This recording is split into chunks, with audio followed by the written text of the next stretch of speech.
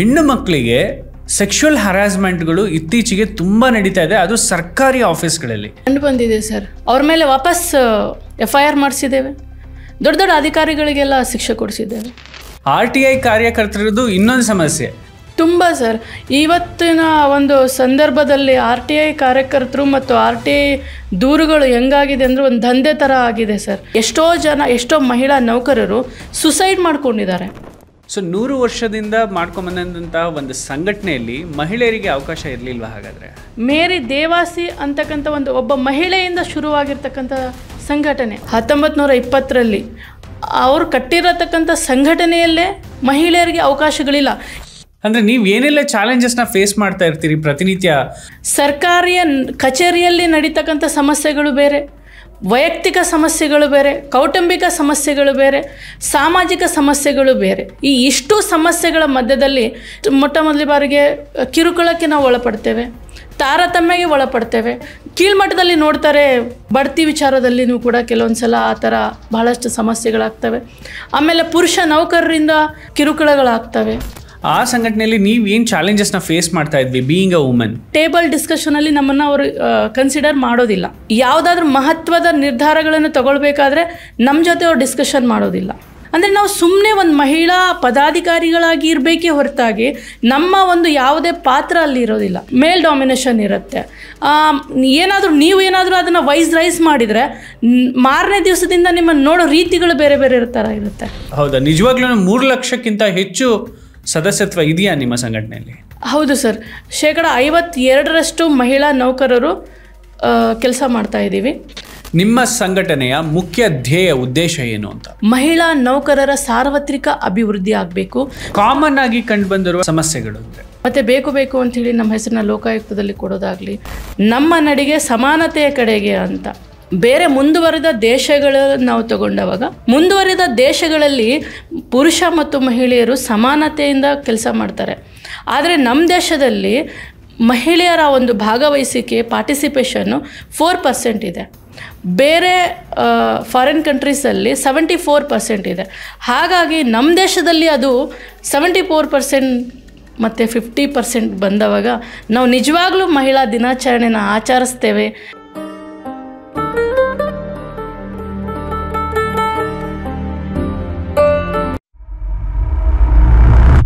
Hello everyone, ಎಲ್ರಿಗೂ ನಮಸ್ಕಾರ. Welcome to the new episode of ನಿಮ್ಮ ಕನ್ನಡ ಪಾಡ್ಕಾಸ್ಟ್.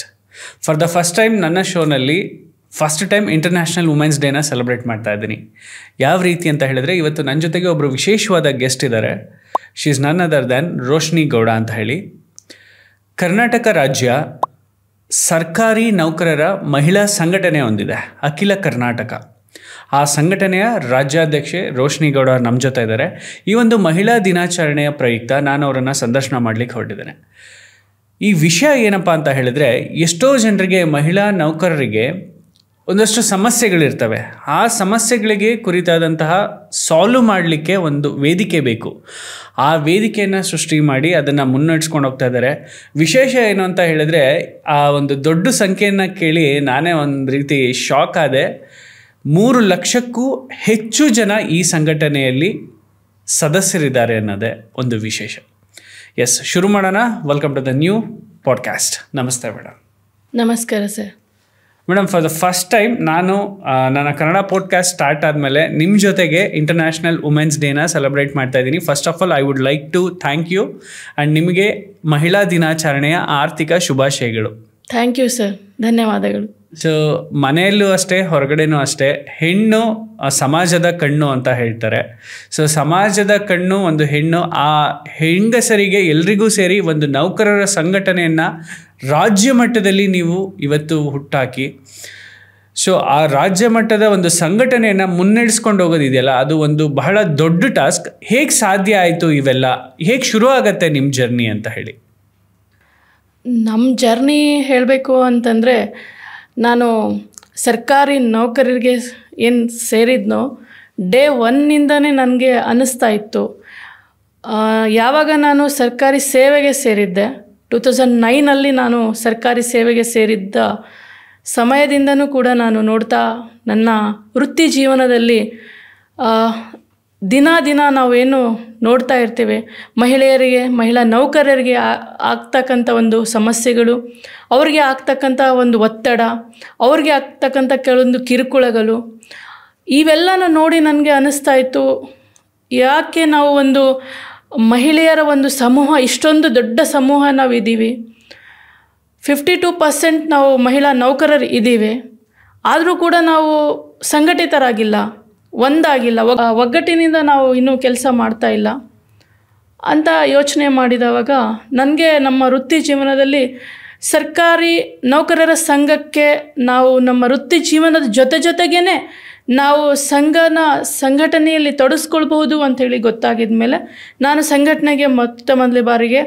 ಚುನಾವಣೆಯಲ್ಲಿ ಆಯ್ಕೆಯಾಗಿ ನೌಕರರ ಸಂಘಕ್ಕೆ ನಾನು ಪಾದಾರ್ಪಣೆ ಮಾಡಿದ ಮೇಲೆ ಅಲ್ಲಿ ನಾನು ನೋಡಬೇಕಾದ್ರೆ ನನಗನ್ನಿಸ್ತಾ ಇತ್ತು, ಮಹಿಳೆಯರಿಗೆ ಇಷ್ಟು ದೊಡ್ಡ ಸಂಘಟನೆ ಇದೆ, 100 ವರ್ಷದಿಂದನೂ ಕೂಡ ನಮ್ಮ ಸಂಘಟನೆ ಕೆಲಸ ಮಾಡ್ತಾ ಇದೆ. ರಾಜ್ಯ ಸರ್ಕಾರ ನೌಕರರ ಸಂಘದ ಹೆಸರಲ್ಲಿ ಬೃಹತ್ತಾಗಿ ಮತ್ತು ದೊಡ್ಡ ಮಟ್ಟದಲ್ಲಿ ಒಂದು ಸಂಘಟನೆ ಇದೆ. ಆ ಸಂಘಟನೆಯಲ್ಲಿ ಮಹಿಳೆಯರಿಗೆ ಎಲ್ಲೂ ಅವಕಾಶಗಳಿಲ್ಲ, ಯಾವುದೇ ರೀತಿಯ ಒಂದು ಭಾಗವಹಿಸಿಕೆ ಇಲ್ಲ, ಪಾರ್ಟಿಸಿಪೇಷನ್ ಮಾಡೋದಕ್ಕೂ ಕೂಡ ಅವರಿಗೆ ಅವಕಾಶಗಳು ಇರಲಿಲ್ಲ. ನಾನು ನೋಡಿದ ಮೇಲೆ ಆವಾಗ ನನಗನ್ನಿಸ್ತಾ ಇತ್ತು, ಯಾಕೆ ನಾವು ಇದನ್ನು ಮೊದಲ ಬಾರಿಗೆ ಸಂಘಟನೆ ಕಟ್ಟಬೇಕು ಅಂಥೇಳಿ ತಲೆಯಲ್ಲಿ ವಿಚಾರ ಬಂತು.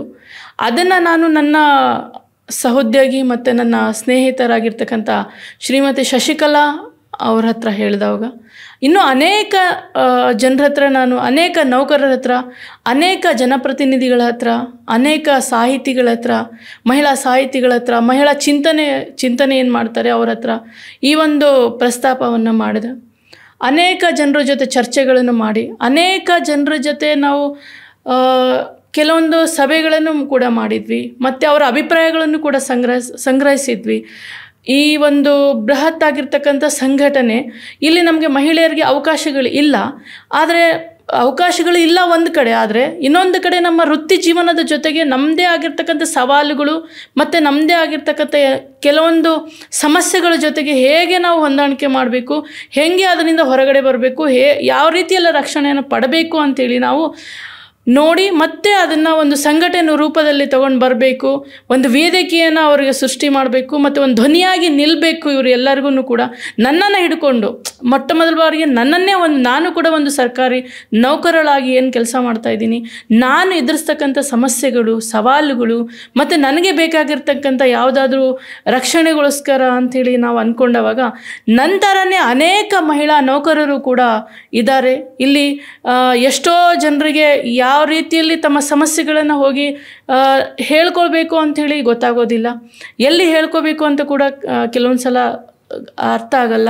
ನಿಮಗೆ ನೀವೇ ಹೇಳಿದ್ರಿ, ನೀವು ಆಲ್ರೆಡಿ ಚುನಾಯಿತ ಒಂದು ಆರ್ಗನೈಸೇಷನ್ಗೆ ನೀವೇ ಚುನಾಯಿತರಾಗಿ ಆಯ್ಕೆಯಾಗಿ ಬರ್ತೀರಾ. ಆ ಸಂಘಟನೆ ಸುಮಾರು 100 ವರ್ಷಕ್ಕಿಂತ ಒಂದು ದೊಡ್ಡ ಹಿಸ್ಟ್ರಿಯನ್ನ ಹೊಂದ್ಕೊಂಡಿದೆ. ಸೊ 100 ವರ್ಷದಿಂದ ಮಾಡ್ಕೊಂಬಂದಂತಹ ಒಂದು ಸಂಘಟನೆಯಲ್ಲಿ ಮಹಿಳೆಯರಿಗೆ ಅವಕಾಶ ಇರಲಿಲ್ವಾ ಹಾಗಾದ್ರೆ? ಹೌದು, ಇರಲಿಲ್ಲ. 100 ವರ್ಷದಿಂದ ಆ್ಯಕ್ಚುಲಿ ಹೇಳಬೇಕು ಅಂತಂದರೆ ಆ ಸಂಘಟನೆ ಕೂಡ ಮೇರಿ ದೇವಾಸಿ ಅಂತಕ್ಕಂಥ ಒಬ್ಬ ಮಹಿಳೆಯಿಂದ ಶುರುವಾಗಿರ್ತಕ್ಕಂಥ ಸಂಘಟನೆ. ಒಬ್ಬ ಮಹಿಳೆ ಅವರು ದಿಟ್ಟವಾಗಿ 100 ವರ್ಷದ ಹಿಂದೆಯೇ ಆ ಸಂಘಟನೆಯನ್ನು ಕಟ್ಟಿದರು, 1920ರಲ್ಲಿ. ಆವಾಗ ಅವರು ಕಟ್ಟಿರತಕ್ಕಂಥ ಸಂಘಟನೆಯಲ್ಲೇ ಮಹಿಳೆಯರಿಗೆ ಅವಕಾಶಗಳಿಲ್ಲ. ಈಗನೂ ಕೂಡ ನೀವು ಅದನ್ನು ಚೆಕ್ ಮಾಡ್ಬೋದು, ನೋಡ್ಬೋದು. ಮಹಿಳೆಯರಿಗೆ ಅವಕಾಶ ಇಲ್ಲ ಅಂತ ನಾನು ಹೇಳ್ತಕ್ಕಂಥದ್ದು ಯಾವ ಅರ್ಥದಲ್ಲಿ ಅಂತಂದರೆ, ಅಲ್ಲಿಯ ನಮ್ಮ ವ್ಯವಸ್ಥೆಯಲ್ಲಿ ಸಂಘಟನೆಯಲ್ಲಿ ಅವಕಾಶಗಳಿಲ್ಲ. ಅಂದರೆ ನೀವು ಏನೆಲ್ಲ ಚಾಲೆಂಜಸ್ನ ಫೇಸ್ ಮಾಡ್ತಾ ಇರ್ತೀರಿ ಪ್ರತಿನಿತ್ಯ ಸರ್ಕಾರಿ ನೌಕರರು, ಅದು ಎಸ್ಪೆಷಲಿ ಮಹಿಳೆಯರು ನಾವು ನಮ್ಮ ಏನು ದಿನನಿತ್ಯದಲ್ಲಿ ನಾವು ಕೆಲಸ ಮಾಡಬೇಕಾಗಿರ್ತಕ್ಕಂಥ ಸಂದರ್ಭಗಳಲ್ಲಿ ಎಷ್ಟು ಸಮಸ್ಯೆಗಳು ನಾವು ಎದುರಿಸ್ತೀವಿ ಅಂತಂದರೆ, ಮಹಿಳಾ ನೌಕರರಿಗೆ ಸಮಸ್ಯೆಗಳಂತ ತಗೊಂಡವಾಗ ಸರ್ಕಾರಿ ಕಚೇರಿಯಲ್ಲಿ ನಡೀತಕ್ಕಂಥ ಸಮಸ್ಯೆಗಳು ಬೇರೆ, ವೈಯಕ್ತಿಕ ಸಮಸ್ಯೆಗಳು ಬೇರೆ, ಕೌಟುಂಬಿಕ ಸಮಸ್ಯೆಗಳು ಬೇರೆ, ಸಾಮಾಜಿಕ ಸಮಸ್ಯೆಗಳು ಬೇರೆ. ಈ ಇಷ್ಟು ಸಮಸ್ಯೆಗಳ ಮಧ್ಯದಲ್ಲಿ ನಾವು ಒಬ್ಬರು ಸರ್ಕಾರಿ ನೌಕರರಾಗಿ ನಾವು ಅಲ್ಲಿ ನಿಂತವಾಗ ಒಂದು ಕಚೇರಿಯಲ್ಲಿ ಕೆಲಸ ಮಾಡಬೇಕಾದ್ರೆ ನಾವು ಅಲ್ಲಿ ಏನಾಗ್ತದೆ, ಫಸ್ಟ್ ಮೊಟ್ಟ ಮೊದಲ ಬಾರಿಗೆ ಕಿರುಕುಳಕ್ಕೆ ನಾವು ಒಳಪಡ್ತೇವೆ, ತಾರತಮ್ಯಗೆ ಒಳಪಡ್ತೇವೆ. ಆಮೇಲೆ ಬಿಡಿ ಹೆಣ್ಮಕ್ಳು ಯಾಕೆ ಇವ್ರಿಗೆ ಈ ಕೆಲಸ ಕೊಡಬೇಕು, ಇರಲಿ ಬಿಡಿ ಅವ್ರಿಗೆ ಯಾವುದೋ ಒಂದು ಸಣ್ಣ ಪುಟ್ಟ ಕೆಲಸ ಕೊಟ್ಟು ಸುಮ್ಮನೆ ಬಿಟ್ಬಿಡಿ ಅನ್ನೋ ಥರ ಇದಾಗುತ್ತೆ. ಅದೊಂಥರ ನನಗೇನು ಅನಿಸುತ್ತೆ ಅಂದರೆ, ಅದೊಂದು ಏನು ಹೇಳಬೇಕು ಅಂತಂದರೆ ಕೀಳ್ಮಟ್ಟದಲ್ಲಿ ನೋಡ್ತಾರೆ ಅಂತಕ್ಕಂಥ ಒಂದು ನಮ್ಮ ಆತ್ಮವಿಶ್ವಾಸ ಕೂಡ ಕುಗ್ಗುತ್ತೆ ಆ ಒಂದು ಸಂದರ್ಭದಲ್ಲಿ. ಇವರು ಹೆಣ್ಮಕ್ಳು ಅಂಥೇಳಿ ಇದು ಮಾಡೋದಾಗಲಿ, ಆಮೇಲೆ ಒಂದು ಹೆಣ್ಮಕ್ಳು ಅಂಥೇಳಿ ಯಾವುದೇ ರೀತಿಯ ಬಡ್ತಿ ವಿಚಾರದಲ್ಲಿನೂ ಕೂಡ ಕೆಲವೊಂದು ಸಲ ಆ ಥರ ಬಹಳಷ್ಟು ಸಮಸ್ಯೆಗಳಾಗ್ತವೆ. ಆಮೇಲೆ ಪುರುಷ ನೌಕರರಿಂದ ಅಲ್ಲಿ ಕಿರುಕುಳಗಳಾಗ್ತವೆ. ಅವರು ಕೆಲವೊಂದು ದೌರ್ಜನ್ಯಗಳು ಮಾಡ್ಬೋದು, ಕೆಲವೊಂದು ಕಿರುಕುಳಗಳನ್ನು ಕೊಡ್ಬೋದು ಹೆಣ್ಮಕ್ಳಿಗೆ. ಆ ಟೈಮಲ್ಲಿ ನಮಗೆ ಧ್ವನಿ ಇಲ್ಲ. ಆ ಟೈಮಲ್ಲಿ ನಮಗೆ ಎಲ್ಲೂ ಕೂಡ ಒಂದು ಬಲಿಷ್ಠವಾಗಿರ್ತಕ್ಕಂಥ ಒಂದು ಧೈರ್ಯ ಇಲ್ಲ. ಯಾವುದೋ ಒಂದು ರೀತಿಯಲ್ಲಿ ನಾವು ಹೋಗಬೇಕು, ಮಹಿಳಾ ನೌಕರರು ಎಲ್ಲಿ ಹೋಗಿ ನಮ್ಮ ನೋವನ್ನು ಹೇಳ್ಕೊಳ್ಬೇಕು ಅಂತಕ್ಕಂಥ ಒಂದು ದಾರಿ ಕಾಣದೇ ಇದ್ದ ಸಂದರ್ಭದಲ್ಲಿ ನಮಗೆ ಅನಿಸಿತ್ತು ಇದನ್ನು ಮಾಡಬೇಕು ಅಂಥೇಳಿ. ನಾವು ಎಲ್ಲ 100 ಇಲಾಖೆಯಿಂದ 100 ಜನ ಮಹಿಳೆಯರು ಇದನ್ನು ಸೇರಿ ಮಾಡಿರೋದು. ಓಕೆ, ಸೊ ಈ ಒಂದು ಮಹಿಳಾ ಸಂಘಟನೆ ಏನಿದೆ, ಇದು ರೋಶ್ನಿ ಗೌಡ ಆಗಿದ್ದಂತ ಸಂಘಟನೆ ಅಲ್ಲ? ಇಲ್ಲ ಇಲ್ಲ ಇಲ್ಲ, ಎಲ್ಲ ಒಗ್ಗೂಡಿ ಎಲ್ಲ ಸಂಘಟನೆಗಳು ಇದೇ ರೀತಿ, ಅಂದ್ರೆ ನಿಮ್ಮ ರಾಜ್ಯ ನೌಕರರ ಸಂಘ ಈಗ ಆಲ್ರೆಡಿ ಏನಿತ್ತೋ ಆ ಸಂಘಟನೆಗಳು ಕೂಡ ಎಲ್ಲ ಒಂದು ಸರ್ಕಾರಿ ಇಲಾಖೆಗಳ ಪ್ರತಿನಿಧಿಗಳು ಕೂಡ, ಅಂದ್ರೆ ನೌಕರರು ಕೂಡ ಸೇರಿ ಸ್ಥಾಪಿಸಲ್ಪಟ್ಟಿದ್ದಲ್ವಾ? ಹೌದು ಹೌದು. ಒಂದು ನಮ್ಮ ಹತ್ರ ಒಂದು 80 ಇಲಾಖೆಗಳು ಇದಾವೆ ಅಂತಂದ್ರೆ ಅಲ್ಲಿಂದ ರಿಪ್ರೆಸೆಂಟೇಟಿವ್ ಆಗಿ ಬಂದಿದ್ದವರು ಒಂದು 9 ಜನ ಹೆಣ್ಮಕ್ಳು ಮಾತ್ರ, 5 ಜನ, 2 ಆ ಥರ ಬರ್ತಾರೆ. ಆದರೆ ನೋಡ್ಬೇಕಂತಂದ್ರೆ 50% ಬರಬೇಕು, ಆದರೆ ಎಲ್ಲೂ ಬರೋಕ್ಕೆ ಅವಕಾಶಗಳಿಲ್ಲ. ನೀವು ಕಳೆದ ಸಂಘಟನೆಯಲ್ಲಿ ಇದ್ದಾಗ ಆ ಸಂಘಟನೆಯಲ್ಲಿ ನೀವು ಏನು ಚಾಲೆಂಜಸ್ನ ಫೇಸ್ ಮಾಡ್ತಾ ಇದ್ವಿ? ಬೀಯಿಂಗ್ ಅ ವುಮೆನ್ ಏನು ಚಾಲೆಂಜಸ್ನ ಫೇಸ್ ಮಾಡ್ತಾ ಇದ್ದೆ ಅಂತಂದರೆ, ಈಗ ನಮಗೆ ಫಸ್ಟ್ ಆಫ್ ಆಲ್ ನಮ್ಗೆ ಏನು ಅನಿಸುತ್ತೆ ಅಂತಂದರೆ, ಯಾವುದೇ ಟೇಬಲ್ ಡಿಸ್ಕಷನಲ್ಲಿ ನಮ್ಮನ್ನು ಅವರು ಕನ್ಸಿಡರ್ ಮಾಡೋದಿಲ್ಲ. ಯಾವುದಾದ್ರೂ ಮಹತ್ವದ ನಿರ್ಧಾರಗಳನ್ನು ತಗೊಳ್ಬೇಕಾದ್ರೆ ನಮ್ಮ ಜೊತೆ ಅವ್ರು ಡಿಸ್ಕಷನ್ ಮಾಡೋದಿಲ್ಲ. ಆ ಟೈಮಲ್ಲಿ ನಮಗೇನು ಅನ್ನಿಸುತ್ತೆ ಅಂತಂದರೆ, ಅಂದರೆ ನಾವು ಸುಮ್ಮನೆ ಒಂದು ಮಹಿಳಾ ಪದಾಧಿಕಾರಿಗಳಾಗಿ ಇರಬೇಕೇ ಹೊರತಾಗಿ ನಮ್ಮ ಒಂದು ಯಾವುದೇ ಪಾತ್ರ ಅಲ್ಲಿ ಇರೋದಿಲ್ಲ. ಮೇಲ್ ಡಾಮಿನೇಷನ್ ಇರುತ್ತೆ.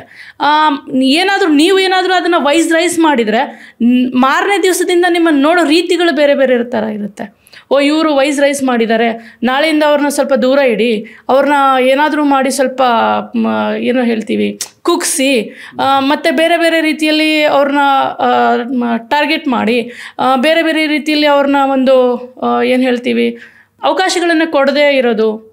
ಮತ್ತು ನಾನು ನೋಡಿದ ಪ್ರಕಾರ ಯಾರು ತುಂಬ ಧೈರ್ಯವಂತರು ಇರ್ತಾರೆ, ಧ್ವನಿ ಎತ್ತುತ್ತಾರೆ, ಆಮೇಲೆ ಯಾರು ಸಂಘಟನೆಯನ್ನು ಮಾಡಬೇಕು ಅಂಥೇಳಿ ಮನಸ್ಸೋ ಇಚ್ಛೆಯಿಂದ ಮಾಡಬೇಕು ಅಂತ ಅಂದ್ಕೊಳ್ತಾರೆ, ಅವ್ರಿಗೆ ಅವಕಾಶಗಳು ಕೊಡೋದಿಲ್ಲ. ಸೊ ಹಾಗಾಗಿ ನೀವೆಲ್ಲರೂ ಸೇರಿಕೊಂಡು ಒಂದು ಪ್ಲ್ಯಾನ್ ಮಾಡಿ ಒಂದು ಸಂಘಟನೆನ ಸ್ಥಾಪಿಸಿದ್ರಿ? ಹೌದು. ಓಕೆ, ಇವತ್ತಿಗೆ ಸ್ಥಾಪಿಸಿ ಎಷ್ಟು ವರ್ಷಗಳು ಕಳೆದಿದೆ? ಇವತ್ತಿಗೆ ಸ್ಥಾಪಿಸಿ 2 ವರ್ಷ ಆಗಿದೆ ಸರ್ ನಮ್ಮ ಸಂಘಟನೆ ಸ್ಥಾಪನೆ ಆಗಿ. ಓಕೆ, 2 ವರ್ಷದಿಂದ ಹಾಗಾದರೆ ಸಕ್ಸಸ್ಫುಲ್ ಆಗಿ ಆಲ್ ಓವರ್ ಕರ್ನಾಟಕ ಸಂಘಟನೆ ಮಾಡ್ಕೊಂಡು ಬರ್ತಿದ್ದೀರಿ.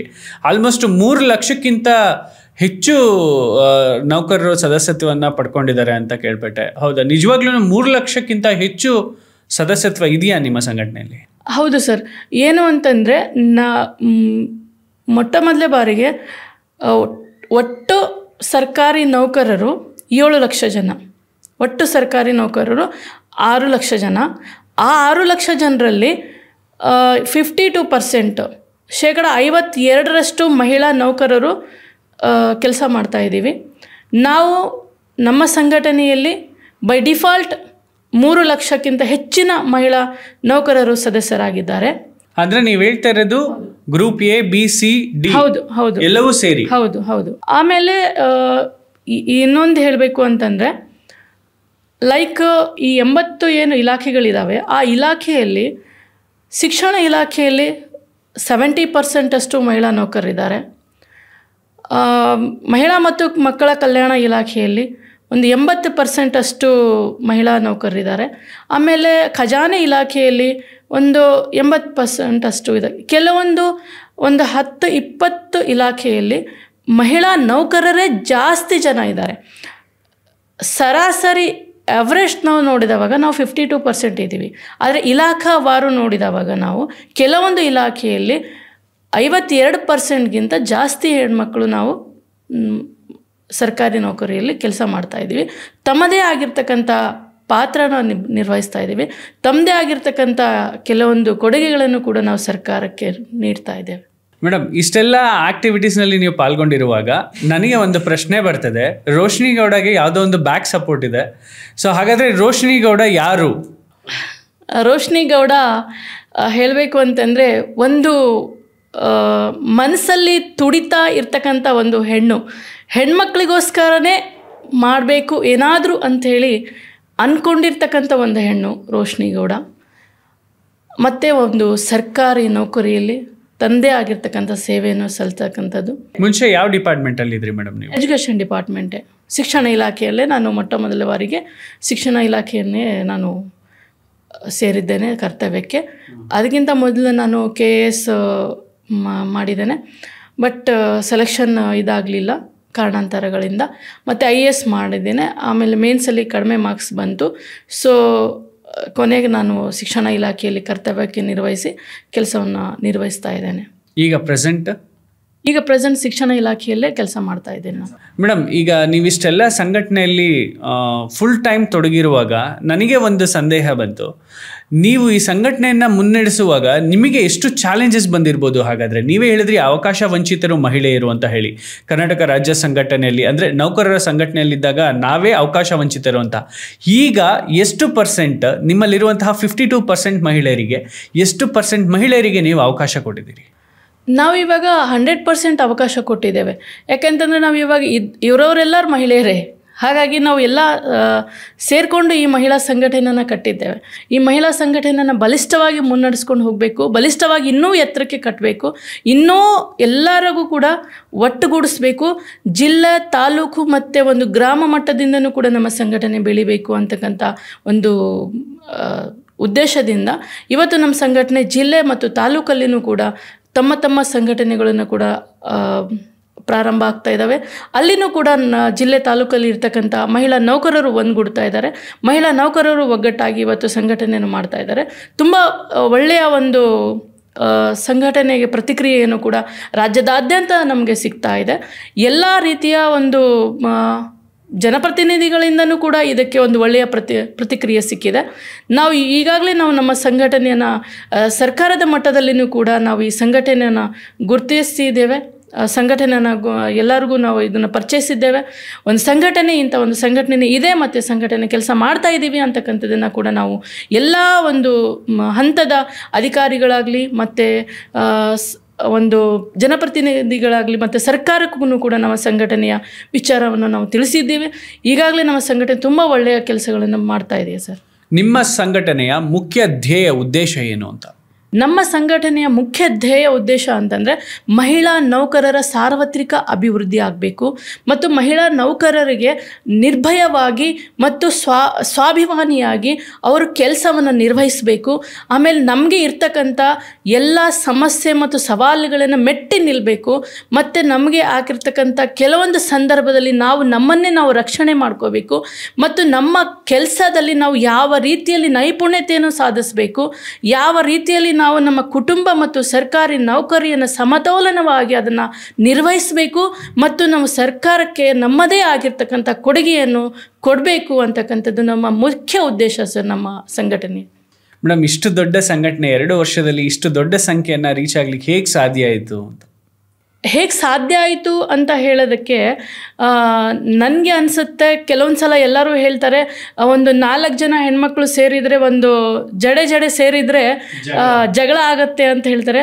ಆ್ಯಕ್ಚುಲಿ ನಾನು ಹೇಳಬೇಕು ಅಂತ ಅನಿಸುತ್ತೆ, ಅದು ಸುಳ್ಳು ಅಂತ ನನಗನ್ಸುತ್ತೆ. ಯಾಕೆ ಅಂತಂದರೆ ಮಹಿಳೆಯರು ಹೇಳಿ ಆ ಥರ ಮಾಡಿದ್ದಾರೆ ಅಂತ ಅನಿಸುತ್ತೆ ಹೊರತಾಗಿ, ಒಂದು ಮನೆ ಕಟ್ಟೋದು ಒಂದು ಹೆಣ್ಮಗಳು, ಸಮಾಜ ಕಟ್ಟೋದು ಒಂದು ಹೆಣ್ಮಗಳು, ರಾಷ್ಟ್ರ ಕಟ್ಟೋದು ಒಂದು ಹೆಣ್ಮಗಳು ಆಗಿರಬೇಕಾದ್ರೆ ಒಂದು ಸಂಘಟನೆ ಕಟ್ಟೋದಕ್ಕೆ ಹೆಣ್ಮಗಳು ಯಾಕೆ ಸಾಧ್ಯ ಆಗಲ್ಲ ಅಂತಕ್ಕಂಥದ್ದನ್ನು ನಾವು ಯೋಚನೆ ಮಾಡಿದವಾಗ ನಮ್ಮ ಜೊತೆ ಬರ್ತಕ್ಕಂಥ ಎಲ್ಲ ಮಹಿಳಾ ನೌಕರರು ಕೂಡ ಅವರಿಗೆ 100 ವರ್ಷದಲ್ಲಿ ಕೂಡ ಈ ರೀತಿಯ ಒಂದು ಅವಕಾಶಗಳನ್ನು ಸಿಕ್ಕಿರಲಿಲ್ಲ.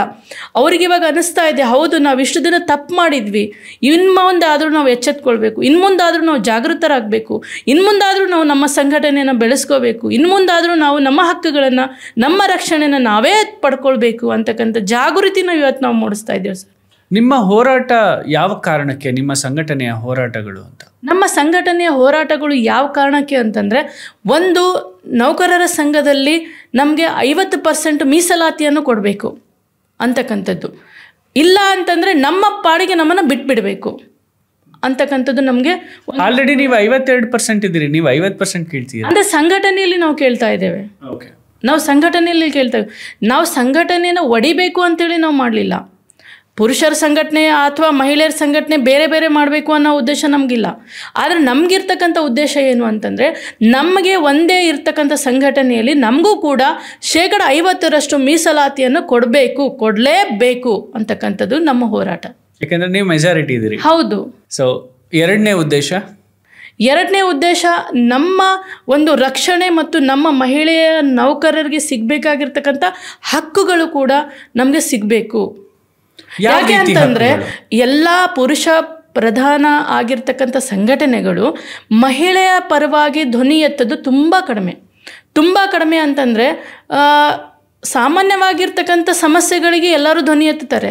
ಆದರೆ ಕೆಲವೊಂದು ಮಹಿಳೆಯರಿಗೆ ಆಗಿರ್ತಕ್ಕಂಥ ಸಮಸ್ಯೆಗಳಂದರೆ, ಈಗ ನಮಗೆ ಮಕ್ಕಳಿರ್ತಾವೆ, ಚಿಕ್ಕ ಮಕ್ಕಳಿದ್ದಾವೆ. ಆ ಮಕ್ಕಳನ್ನ ಬಿಟ್ಟು ಕೆಲವೊಂದು ಸಲ ಸಿಂಗಲ್ ಪೇರೆಂಟ್ ಆಗಿರ್ತಾರೆ, ಇದು ಗಂಡ ಇರೋದಿಲ್ಲ, ತಂದೆ ತಾಯಿ ಯಾರೂ ಸಪೋರ್ಟಿಗಿರೋದಿಲ್ಲ, ಅತ್ತೆ ಮಾವ ಸಪೋರ್ಟಿಗಿರೋದಿಲ್ಲ. ಆ ಒಂದು ಸಿಂಗಲ್ ಪೇರೆಂಟ್ ಮಹಿಳಾ ನೌಕರರು ಏನು ಮಾಡಬೇಕು, ಯಾವ ರೀತಿಯಲ್ಲಿ ಹೋಗಬೇಕು ಅಂದರೆ, ಇವತ್ತಿನ ದಿನದಲ್ಲಿ ನಮಗೆ ಎಲ್ಲ ಸರ್ಕಾರಿ ಕಚೇರಿಯಲ್ಲಿ ಮಕ್ಕಳಿಗೆ ಆಗಿರ್ತಕ್ಕಂಥ ಒಂದು ಕ್ರೀಚ್ ವ್ಯವಸ್ಥೆ ಆಗಬೇಕು, ಮಕ್ಕಳ ಲಾಲನೆ ಪೋಷಣೆ ಮಾಡೋದಕ್ಕೆ ಒಂದು ವ್ಯವಸ್ಥೆ ಆಗಬೇಕು. ಆಮೇಲೆ ಮಕ್ಕಳಿಗೆ ಮತ್ತು ಹೆಣ್ಮಕ್ಳಿಗೆ ಕೂಡ ಕೆಲವೊಂದು ಫೆಸಿಲಿಟಿಗಳು ಬೇಕು, ಅಂದರೆ ಅನುಕೂಲತೆಗಳನ್ನು ಬೇಕು. ಆ ರೀತಿ ಯಾವ ಅನುಕೂಲತೆಗಳಂತಂದರೆ, ಈಗ ಕೆಲವೊಂದು ಆಫೀಸ್ಗಳಲ್ಲಿ ನಮಗೆ ಕೆಲವೊಂದು ಒತ್ತಡಗಳಂತಂದರೆ ನಿಮಗೆ ಗೊತ್ತಿರುತ್ತೆ, ಇವಾಗ ಮೆನ್ಸಸ್ ಟೈಮ್ ಬಂದಿರುತ್ತೆ. ಆ ಟೈಮಲ್ಲಿ ಮಹಿಳೆಯರಿಗೆ ವಿಶ್ರಾಂತಿ ಬೇಕು ಅಂತ ಅದು ಗೊತ್ತಿರಲ್ಲ ನಮಗೆ ಯಾವಾಗ ಏನಾಗುತ್ತೆ ಅಂತ. ಆ ಟೈಮಲ್ಲಿ ನಮಗೆ ವಿಶ್ರಾಂತಿ ಕೊಠಡಿಗಳಿಲ್ಲ. ಆಮೇಲೆ 50 ವಯಸ್ಸು ದಾಟಿದ ಮೇಲೆ ಮಹಿಳಾ ನೌಕರರಿಗೆ ಮ್ಯಾನಿಫೆಸ್ಟೋ ಅಂತೇಳಿ ಒಂದು ಇದು ಆಗುತ್ತೆ, ಅವರಿಗೆ ಟೈಮ್ ಇದಾಗ್ತಾಯಿದೆ ನಮಗೆಲ್ಲ. ಆ ಟೈಮ್ ತುಂಬಾ ಒಂಥರ ಯಾವಾಗ ಬೇಕಾದರೂ ಹೊಟ್ಟೆ ನೋವು ಬರ್ಬೋದು, ಯಾವಾಗ ಬೇಕಾದರೂ ಅವರಿಗೆ ಒಂಥರ ತಲೆ ಚಕ್ಕರ್ ಬರ್ಬೋದು, ಯಾವಾಗ ಬೇಕಾದರೂ ಈಗ ಮಹಿಳಾ ನೌಕರರಿಗೆ ಏನಾದರೂ ಅನ್ಕಾನ್ಷಿಯಸ್ ಆಗ್ಬೋದು, ಏನಾದರೂ ಬ್ಲೀಡಿಂಗ್ ಏನಾದರೂ ಆ ಥರ ಹೆಚ್ಚು ಕಡಿಮೆ ಆದವಾಗ ವಿಶ್ರಾಂತಿ ಮಾಡೋದಕ್ಕೆ ನಮ್ಗೆ ಯಾವುದೇ ರೀತಿಯ ಒಂದು ಫೆಸಿಲಿಟಿ ವ್ಯವಸ್ಥೆ ಇಲ್ಲ. ಆ ವ್ಯವಸ್ಥೆ ಕೂಡ ನಮಗೆ ಬೇಕು ಅಂತಕ್ಕಂಥದ್ದನ್ನು ಕೂಡ ನಾವು ನಮ್ಮ ಸಂಘಟನೆಯಿಂದ ಬೇಡಿಕೆಯನ್ನು ನಾವು ಇದು ಮಾಡ್ತೇವೆ. ಹಾಗೆ ಮಹಿಳಾ ನೌಕರರಿಗೆ ಕಾಲಕ್ಕೆ ವೈದ್ಯಕೀಯ ಪರೀಕ್ಷೆಗಳಾಗೋದಿಲ್ಲ. ನಮಗೆ ನಾವು ಕೆಲಸದ ಒತ್ತಡದಲ್ಲಿ ನಾವು BP ಬಂದರೂ ನಾವು ನೋಡ್ಕೊಳ್ಳೋಕೆ ಹೋಗಲ್ಲ, ಚೆಕ್ ಮಾಡೋಕ್ಕೆ ಹೋಗಲ್ಲ. ಶುಗರ್ ಬಂದರೂ ನಾವು ಚೆಕ್ ಮಾಡೋಕ್ಕೆ ಹೋಗಲ್ಲ. ಬೇರೆ ರೀತಿಯ ನಮಗೆ ಕ್ಯಾನ್ಸರ್ ಬಂದಿದೆ ಅಂದ್ರೂ ನಾವು ನೋಡ್ಕೊಂಡಿರಲ್ಲ. 6 ತಿಂಗಳು ಆಗಿರುತ್ತೆ. ಕೆಲವೊಂದು ಸಲ ಕ್ಯಾನ್ಸರ್ನ ಫಸ್ಟ್ ಸ್ಟೇಜ್ ಮುಗಿದು 4th ಸ್ಟೇಜಲ್ಲಿ ಇರ್ತಾರೆ, ಗೊತ್ತಾಗಿಲ್ಲ. ನೀವೇನಾದರೂ ಕಾಲಕ್ಕೆ ವೈದ್ಯಕೀಯ ತಪಾಸಣೆನ ಮಾಡ್ತಾ ಇದ್ದೀವಿ, ಅದು ಗೊತ್ತಾಗುತ್ತೆ. ಮತ್ತು ಪ್ರಿಕಾಷನ್ ಆಗಲಿ, ಒಂದು ಚಿಕಿತ್ಸೆ ಆಗಲಿ, ಮತ್ತು ಅದಕ್ಕೆ ಬೇಕಾಗಿರ್ತಕ್ಕಂಥ ಒಂದು ಮುನ್ನೆಚ್ಚರಿಕೆಗಳನ್ನು ತಗೊಳ್ಬೋದು. ಆದರೆ ನಾವು ಕೆಲಸದ ಒತ್ತಡದಲ್ಲಿ ನಾವು ಕೆಲವೊಂದು ಸಲ ಹಾಸ್ಪಿಟಲ್ಗೆ ಹೋಗೋಕ್ಕೆ ಆಗೋದಿಲ್ಲ. ಅಂಥ ಸಂದರ್ಭದಲ್ಲಿ ನಾವು ಅಂತೀವಿ, ನಮಗೆ ಕಾಲಕ್ಕೆ ವೈದ್ಯಕೀಯ ತಪಾಸಣೆಯನ್ನು ಕೂಡ ನಾವು ಮಾಡಬೇಕು. ಆಮೇಲೆ ಮಹಿಳಾ ನೌಕರರಿಗೆ ಒಂದು 6 ಗಂಟೆ ಮೇಲೆ ಕೆಲಸದ ಸ್ಥಳದಲ್ಲಿ ಇರೋದಕ್ಕೆ ಅವಕಾಶ ಮಾಡಿಕೊಡ್ಬಾರ್ದು ಅಂತ. ಆಮೇಲೆ ಇವಾಗೇನು ನಾವು ಮೆಟರ್ನಿಟಿ ಲೀವ್ ಅಂತ ನಾವು 6 ತಿಂಗಳ ನಮಗೆ ಸರ್ಕಾರ ಕೊಟ್ಟಿದೆ. ಆ 6 ತಿಂಗಳಲ್ಲಿ ನಮಗೇನಾಗಿದೆ, 6 ತಿಂಗಳ ಮಗುಗೆ ಬಿಟ್ಟು ದೂರ ಮನೆ ಇರುತ್ತೆ, ಕಚೇರಿಗೆ ಬರಬೇಕಾದ್ರೆ ಸ್ವಲ್ಪ ಕಷ್ಟ ಆಗ್ತಾಯಿದೆ. ಅದು ಇನ್ನೂ ನಮಗೆ 1 ವರ್ಷದ ಮಟ್ಟಿಗೆ ಅದನ್ನು ವಿಸ್ತರಿಸಬೇಕು ಅಂತಕ್ಕಂಥದ್ದನ್ನು ಕೂಡ ನಾವು ಬೇಡಿಕೆ ಇಟ್ಕೊಂಡಿದ್ದೇವೆ. ಹಾಗೆಯೇ ಕೂಡ ನಾವು ಇನ್ನೊಂದೇನಂತಂದರೆ, ಮುಟ್ಟಿನ ಸಮಯದಲ್ಲಿ ಸರ್ಕಾರ ನಮಗೆ ಕೆಲವೊಂದು ವಿಶೇಷ ರಜೆಯನ್ನು ಘೋಷಣೆ ಮಾಡಬೇಕು. ಈಗಾಗಲೇ ಕೆಲವೊಂದು ಇದು ರಾಜ್ಯದಲ್ಲಿ ಮತ್ತು ಪ್ರೈವೇಟ್ ಸೆಕ್ಟರಲ್ಲಿ ಆಲ್ರೆಡಿ ಮಾಡಿದ್ದಾರೆ ವಿತ್ ಸ್ಯಾಲ್ರಿ. ಈಗ ಮೊನ್ನೆನೇ ನಾನು ನ್ಯೂಸಲ್ಲಿ ನೋಡಿದೆ, ನಮ್ಮ ಬಾಂಬೆಯಲ್ಲಿ LIT ಕಂಪ್ನಿಯವರು ವಿತ್ ಸ್ಯಾಲ್ರಿ ಮಹಿಳಾ ನೌಕರರಿಗೆ ಅವರು ಇದು ಮುಟ್ಟಿನ ರಜೆಯನ್ನು ಕೊಟ್ಟಿದ್ದಾರೆ. ಆ ರೀತಿಯ ಒಂದು ರಜೆಯನ್ನು ಕೂಡ ನಮಗೆ ಸರ್ಕಾರದ ಕಡೆಯಿಂದ ಮಹಿಳಾ ನೌಕರರಿಗೆ, ಯಾಕಂದರೆ ಮಹಿಳಾ ನೌಕರರೇ ಈ ರಾಷ್ಟ್ರ ಕಟ್ಟೋರು ಪುನರ್ಜೀವ ನೋಡೋರು ಮಹಿಳಾ ನೌಕರರಾಗಿರೋದ್ರಿಂದ ಈ ರಾಷ್ಟ್ರ ಕಟ್ಟತಕ್ಕಂಥ ಒಂದು ಇಷ್ಟೊಂದು ದೊಡ್ಡ ನಮ್ಮ ಮೇಲೆ ಒಂದು ಜವಾಬ್ದಾರಿ ಮತ್ತು ಒಂದು ಏನು ಹೇಳ್ತೀವಿ ಇದೇ ಅದನ್ನು ಮಾಡ್ತಕ್ಕಂಥ ಕೆಲಸ ಮಾಡಬೇಕಾಗಿರ್ತಕ್ಕಂಥ ಹೆಣ್ಮಕ್ಳಿಗೆ ಸರ್ಕಾರದಿಂದ ಆ ಒಂದು ಅನುಕೂಲತೆಗಳಾಗಲಿ ಸವಲತ್ತುಗಳಾಗಲಿ ಸಿಗಬೇಕು ಅಂತಕ್ಕಂಥದ್ದು ಕೂಡ ನಾವು ಅಂದ್ಕೊಂಡಿದ್ದೇವೆ. ಹಾಗೆಯೇ ಕೂಡ ಗರ್ಭಿಣಿ ಮಹಿಳಾ ನೌಕರರಿಗೆ ಪ್ರತಿ ತಿಂಗಳ ಅವರಿಗೆ ವೈದ್ಯಕೀಯ ತಪಾಸಣೆ ಮಾಡೋದಕ್ಕೆ ಪರ್ಮಿಷನ್ ಮತ್ತು ಇದು ವಿಶೇಷ ಒಂದು ರಜೆಯನ್ನು ನೀಡಬೇಕು. ಅವರಿಗೆ 9 ತಿಂಗಳ ಇರುತ್ತೆ. ಹೆಂಗೂ ನಮಗೆ ಮೆಟರ್ನಿಟಿ ಲೀವ್ ಕೊಡ್ತಾರೆ. ಅದರಲ್ಲಿ 1 ತಿಂಗಳಿಗೆ ಒಂದರಂತೆ ನಮಗೆ ಗರ್ಭಿಣಿ ಮಹಿಳೆಯರಿಗೆ 1 ತಿಂಗಳಲ್ಲಿ 1 ದಿನ ನಾವು ತಪಾಸಣೆಗೆ ಹೋಗಬೇಕಾಗತ್ತೆ. ಆ ಒಂದು ತಪಾಸಣೆಗೂ ಕೂಡ ನಮ್ಮ ಸರ್ಕಾರದಿಂದ ನಮಗೆ ಏನಾದರೂ ಕೆಲವೊಂದು ಸಲ ಏನಾಗುತ್ತೆ, ತುಂಬ ಕೆಲಸ ಒತ್ತಡ ಅಂದ್ಕೊಂಡಿರ್ತೀವಿ, ನಮಗೆ ಮೇಲಾಧಿಕಾರಿಗಳು ಬಿಟ್ಟಿರಲ್ಲ. ಸೊ ಅಂಥ ಸಂದರ್ಭದಲ್ಲಿ ಕೆಲವೊಂದು ಸಮಸ್ಯೆಗಳು ಎದುರಾಗ್ತವೆ. ಚೆಕ್ ಮಾಡಿರಲ್ಲ, ಚೆಕ್ ಮಾಡಬೇಕಾಗಿರುತ್ತೆ. ಅದನ್ನು ಕೂಡ ನಾವು ಕೇಳ್ತಾ ಇದ್ದೇವೆ ಸರ್ಕಾರದಿಂದ. ಹಾಗೆಯೇ ಇವಾಗ ನೀವು ನೋಡಿರ್ಬೋದು, ಮಹಿಳಾ ನೌಕರರಿಗೆ ಈ ವಾಹನ ಚಾಲಕರಿಂದ ಕೆಲವೊಂದು ಸಮಸ್ಯೆಗಳಾಯಿತು. ವಾಹನ ಚಾಲಕರೇ ಒಬ್ಬರಿಗೆ ನಮ್ಮ ಗಣಿ ಮತ್ತು ಭೂವಿಜ್ಞಾನ ಇಲಾಖೆಯಲ್ಲಿ ಒಬ್ಬರಿಗೆ ಅಧಿಕಾರಿಗೆ ಏನಾಯಿತು ಅಂತಂದರೆ, ಅವರು ಡ್ರೈವರೇ ಅವ್ರನ್ನ ಕೊಲೆ ಮಾಡಿದರು. ಅಂದರೆ ಆವಾಗ ನಮ್ಗೆ ಏನು ಅನಿಸಿತ್ತು ಅಂತಂದರೆ, ನಾವು ಕೂಡ ಧ್ವನಿ ಎತ್ತಿದ್ವಿ. ಸರ್ಕಾರದ ಹಂತದಲ್ಲಿ ನಾವು ನಮ್ಮ ಸಂಘಟನೆಯಿಂದ ಅನೇಕ ಪ್ರಯತ್ನಗಳನ್ನು ಮಾಡಿದ್ವಿ. ಏನು ಅಂತಂದರೆ, ಮಹಿಳಾ ಚಾಲಕರೇ ನಮಗೆ ಕೊಡಿ, ಮಹಿಳಾ ಅಧಿಕಾರಿಗಳಿಗೆ ಮಹಿಳಾ ಚಾಲಕರು ಕೊಡಿ. ಮತ್ತು ಆ ಮಹಿಳಾ ಚಾಲಕರಿದ್ದರೆ ನಮಗೆ ಸ್ವಲ್ಪ ರಕ್ಷಣೆ ಇರುತ್ತೆ. ಕೆಲವೊಂದು ಸಲ ಗೊತ್ತಾಗಲ್ಲ ಯಾರು ಅಂಥೇಳಿ. ಆಮೇಲೆ ಸರ್ಕಾರಿ ಚಾಲಕರನ್ನೇ ಕೊಡಿ. ಪ್ರೈವೇಟು ಏನು ತೊಗೊಳ್ತಾರೆ, ಔಟ್ಸೋರ್ಸಲ್ಲಿ ತೊಗೊಳ್ತಾರೆ, ಗುತ್ತಿಗೆ ಆಧಾರದ ಮೇಲೆ ಡ್ರೈವರ್ಗಳನ್ನು ಅಪಾಯಿಂಟ್ಮೆಂಟ್ ಮಾಡ್ತಾರೆ, ನೇಮಕ ಮಾಡ್ತಾರೆ. ಆ ಸಂದರ್ಭದಲ್ಲಿ ಇವರು ಏನು ಗುತ್ತಿಗೆ ಆಧಾರದ ಒಂದು ಡ್ರೈವರ್ ಇರ್ತಾರೆ, ಅವರಿಗೆ ಆ ಜವಾಬ್ದಾರಿಗಳು ಇರೋದಿಲ್ಲ. ಹಾಗಾಗಿ ವಾಹನ ಚಾಲಕರನ್ನ ನೀವು ನೇಮಕ ಮಾಡಿ, ವಿಶೇಷವಾಗಿ ಮಹಿಳಾ ಅಧಿಕಾರಿಗಳಿಗೆ ಮಹಿಳಾ ವಾಹನ ಚಾಲಕರನ್ನೇ ನೀಡಿ ಅಂತಕ್ಕಂಥದ್ದನ್ನು ಕೂಡ ನಾವು ಬೇಡಿಕೆಯನ್ನು ಕೂಡ ಇಟ್ಟಿದ್ದೇವೆ. ಈ ರೀತಿಯ ಅನೇಕ ಬೇಡಿಕೆಗಳು ನಾವು ನಮ್ಮ ಸರ್ಕಾರದ ಮುಂದೆ ಇಟ್ಟು, ಈ ರೀತಿಯ ಸಮಸ್ಯೆಗಳಿಗೆ ಯಾರೂ ಕೂಡ ಧ್ವನಿ ಎತ್ತೋದಿಲ್ಲ. ಹಾಗಾಗಿ ನಾವು ಧ್ವನಿ ಎತ್ತಿದರೆ ನಮ್ಮ ಸಮಸ್ಯೆಗಳು 10ರಲ್ಲಿ 4 ಆದರೂ ನಮಗೆ ಹಕ್ಕುಗಳು ಮತ್ತು ನಮ್ಮ ಸಮಸ್ಯೆಗಳು ಬಗೆಹರಿಸೋಕ್ಕೆ ಸಾಧ್ಯತೆ ಇದೆ ಅಂತಕ್ಕಂಥದ್ದು ಒಂದು ವಿಚಾರನ ಉದ್ದೇಶವನ್ನು ಇಟ್ಕೊಂಡು ಈ ಸಂಘಟನೆನ ನಾವು ಕಟ್ಟಿದ್ದೇವೆ. ಆಮೇಲೆ ಮಹಿಳೆಯರಿಗೆ ನಮ್ಮದು ಒಂದು ಸಂಘಟನೆ ಇದೆ, ನಮ್ಮ ಹಿಂದೆನೂ ಕೂಡ ಜನ ಇದ್ದಾರೆ ಅಂತಕ್ಕಂಥ ಒಂದು ಜಾಗೃತಿ ಕೂಡ ಅವರ ಹಂತದಲ್ಲಿ ಬರಬೇಕು. ಮತ್ತು ಅವ್ರಿಗೂ ಕೂಡ ಅನ್ನಿಸ್ಬೇಕು, ನಮ್ಮ ಸಂಘ ನಮ್ಮ ಹೆಮ್ಮೆ ಅಂತಕ್ಕಂಥದ್ದನ್ನು ಕೂಡ ಅವ್ರಿಗೂ ಬರಬೇಕು. ಆ ಒಂದು ಉದ್ದೇಶವನ್ನು ಇಟ್ಕೊಂಡು ನಾವು ಈ ಸಂಘಟನೆಯನ್ನು ಕಟ್ಟಿದ್ದೇವೆ ಸರ್. ಸೊ ಇವಾಗ ಮೇಡಮ್, ನಾನು ನೋಡ್ತಾ ಇರೋ ಮಟ್ಟಿಗೆ ಬಹಳಷ್ಟು ಜನರಿಗೆ, ರಾಜ್ಯ ಸರ್ಕಾರಿ ನೌಕರರಿಗೆ, ಮಹಿಳೆಯರಿಗೆ ಎಸ್ಪೆಷಲಿ ಕಿರುಕುಳಗಳು ಆಗ್ತಾ ಇರತ್ತೆ ಆಫೀಸಲ್ಲಿ. ಅಂಥ ಕೇಸ್ಗಳು ನಿಮ್ಗೇನಾದ್ರು ಕಂಡು ಬಂದಿದೆಯಾ? ತುಂಬ ಬಂದಿದೆ ಸರ್. ರಾಜ್ಯದಾದ್ಯಂತ ನನಗೆ ಸುಮಾರು ಕಾಲ್ಗಳು ಬರುತ್ತೆ. ಎಷ್ಟು ಕಾಲ್ ಮಾಡ್ತಾರೆ ಅಂತಂದರೆ, ಕೆಲವೊಂದು ಸಲ ಆ ಸಮಸ್ಯೆಗಳು ಕೇಳಿದಾಗಲೇ ನನಗೆ ಅಷ್ಟೊಂದು ಅನ್ನಿಸ್ತಾ ಇರಲಿಲ್ಲ. ಇವಾಗ ಸಂಘಟನೆ ಮಾಡಿದ ಮೇಲೆ ಬೇರೆ ಬೇರೆ ಜಿಲ್ಲೆ, ತಾಲೂಕು ಮತ್ತು ಬೇರೆ ಬೇರೆ ಇಲಾಖೆಯಿಂದ ನನಗೆ ಕಾಲ್ ಮಾಡ್ತಾರೆ. ಕೆಲವೊಂದು ಸಲ ರಾತ್ರಿ ಕಾಲ್ ಮಾಡ್ತಾರೆ, ಹೇಳ್ತಾರೆ, ಮೇಡಮ್ ಇವತ್ತು ನೈಟು, ಇವಾಗ ಇಲ್ಲಿಂದ ಹೆಂಗೆ ಹೋಗಬೇಕು, ಯಾವುದು ಬಸ್ ಇಲ್ಲ, ರಿಮೋಟ್ ಏರಿಯಾದಲ್ಲಿ ಕೆಲಸ ಮಾಡ್ತಾ ಇದ್ದಾರೆ, ಗ್ರಾಮೀಣ ಪ್ರದೇಶದಲ್ಲಿ ಕೆಲಸ ಮಾಡ್ತಾ ಇದ್ದಾರೆ, ಅವರಿಗೆ ಅಲ್ಲಿ ಬಸ್ ಇಲ್ಲ, ಬಟ್ ಇವತ್ತು ಏನಾಗುತ್ತೆ ಅನ್ನೋದು ಗೊತ್ತಿಲ್ಲ, ನನಗೆ ಹೆದರಿಕೆ ಆಗ್ತದೆ ಅಂತ ಹೇಳ್ತಾರೆ.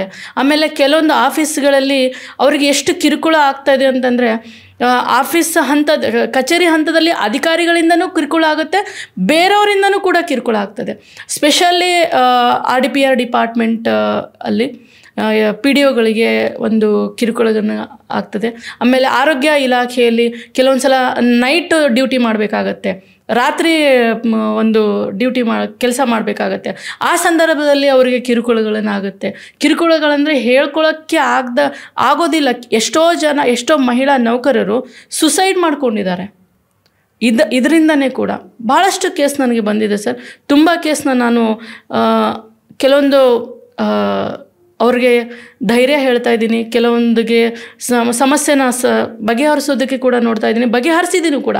ಭಾಳಷ್ಟು ಸಮಸ್ಯೆಗಳನ್ನು ನನಗೆ ನೇರವಾಗಿ ಬಂದು ಅವರು ಕೇಳಿದ್ದಾರೆ, ಫೋನ್ ಮಾಡಿ ಕೇಳಿದ್ದಾರೆ. ಸೊ ಎಲ್ಲರಿಗೂ ಕೂಡ ನಾನು ಸ್ಪಂದಿಸಿದ್ದೇನೆ ಮತ್ತು ಎಲ್ಲರಿಗೂ ಕೂಡ ಆ ಸಮಸ್ಯೆಗಳಿಗೆ ನಾನು ಪರಿಹಾರನೂ ಕೂಡ ಅವ್ರಿಗೆ ಕೊಡೋದಕ್ಕೆ ಪ್ರಯತ್ನ ಮಾಡಿದ್ದೇನೆ. Madam, most of the time ಯಾವ ಒಂದು ಸಮಸ್ಯೆನ ಇಟ್ಕೊಂಡು ನಿಮಗೆ ನಿಮ್ಮ ಸದಸ್ಯರು ಕಾಲ್ ಮಾಡ್ತಾರೆ ರಾಜ್ಯಾದ್ಯಂತ? ರಾಜ್ಯಾದ್ಯಂತ ಕಾಮನ್ ಆಗಿ ಕಂಡು ಬಂದಿರುವ ಸಮಸ್ಯೆಗಳು ಅಂದರೆ ಕಾಮನ್ ಆಗಿ ಕಂಡುಬರ್ದಿರ್ತಕ್ಕಂಥ ಸಮಸ್ಯೆಗಳು ಜಾಸ್ತಿ ನನಗೆ ಅನಿಸಿರೋದು ಏನು ಅಂತಂದರೆ, ಒಂದು ಮೇಡಮ್ ನಮ್ಮ ಕೆಲಸದಲ್ಲಿ ನಾವು ಮಾಡ್ತಾ ಇದ್ದೇವೆ, ಆದರೆ ಅವರು ಬೇಕು ಅಂಥೇಳಿ ನಮ್ಮನ್ನ ಕಿರುಕುಳ ಕೊಡ್ತಾ ಇದ್ದಾರೆ. ಬೇಕು ಅಂಥೇಳಿ ನಾವು ಏನು ಬರೆದ್ರೂ ಕೂಡ ಅವ್ರು ಎಕ್ಸೆಪ್ಟ್ ಮಾಡಲ್ಲ. ಮತ್ತು ಬೇಕು ಅಂಥೇಳಿ ನಮ್ಮ ಹೆಸರನ್ನ ಲೋಕಾಯುಕ್ತದಲ್ಲಿ ಕೊಡೋದಾಗಲಿ, ಮತ್ತು ನಮ್ಮ ಹೆಸರಲ್ಲಿ ಬೇಕು ಅಂಥೇಳಿ ನಮ್ಮ ಹೆಸರು ಕೆಡಿಸ್ತಾ ಇದ್ದಾರೆ. ಬೇಕು ಅಂಥೇಳಿ ನಮ್ಮ ಹೆಸರಿಗೆ ಪೇಪರಲ್ಲಿ ಹಾಕಿಸ್ತಾ ಇದ್ದಾರೆ, ಧಮಕಿ ಕೊಡ್ತಾರೆ, ಹೆದರಿಸ್ತಾರೆ. ನೀವು ಈ ಕೆಲಸ ಮಾಡಲಿಲ್ಲ ಅಂತಂದರೆ ನೋಡಿ ಅಂಥೇಳಿ ನಮ್ಮನ್ನು ಹೆದರಿಸ್ತಾ ಇದ್ದಾರೆ. ಇಷ್ಟೂ ಥ್ರೆಟ್ ಕೊಡ್ತಾ ಇದ್ದಾರೆ ನಮಗೆ.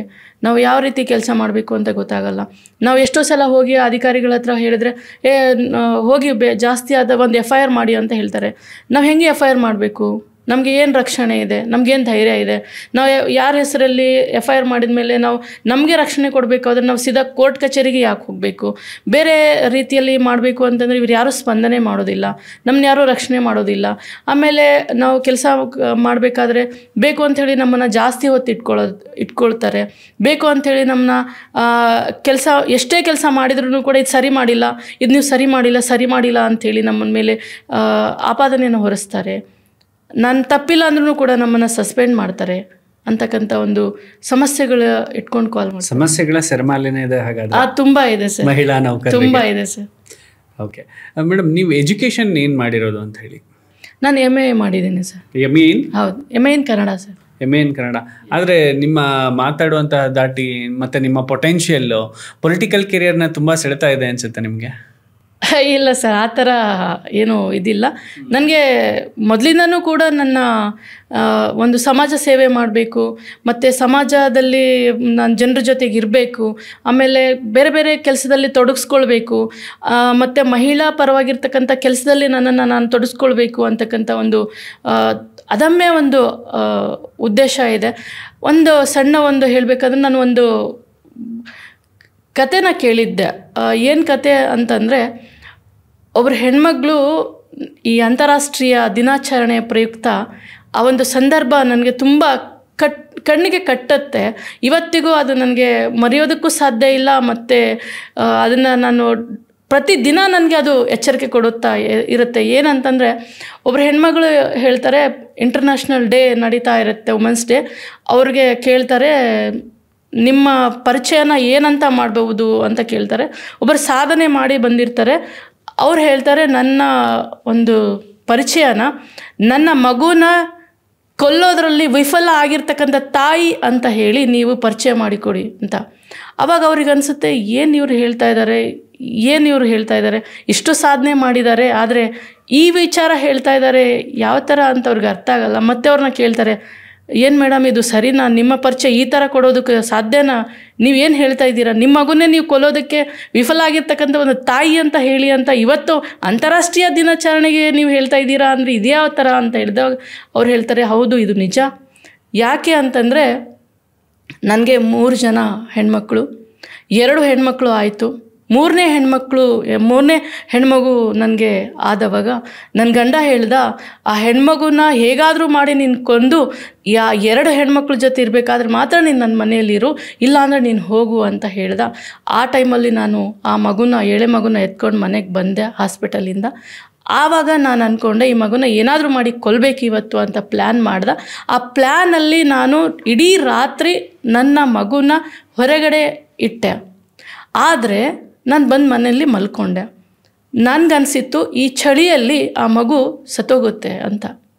ಮತ್ತು ಏನು ಹೇಳಿದ್ದ ನನ್ನ ಗಂಡ ಅಂದರೆ, ಯಾರಿಗೂ ಅನುಮಾನನೂ ಬರಬಾರ್ದು, ಆ ರೀತಿ ಕೊಲ್ಲಬೇಕು ಅಂತ ಹೇಳ್ದ.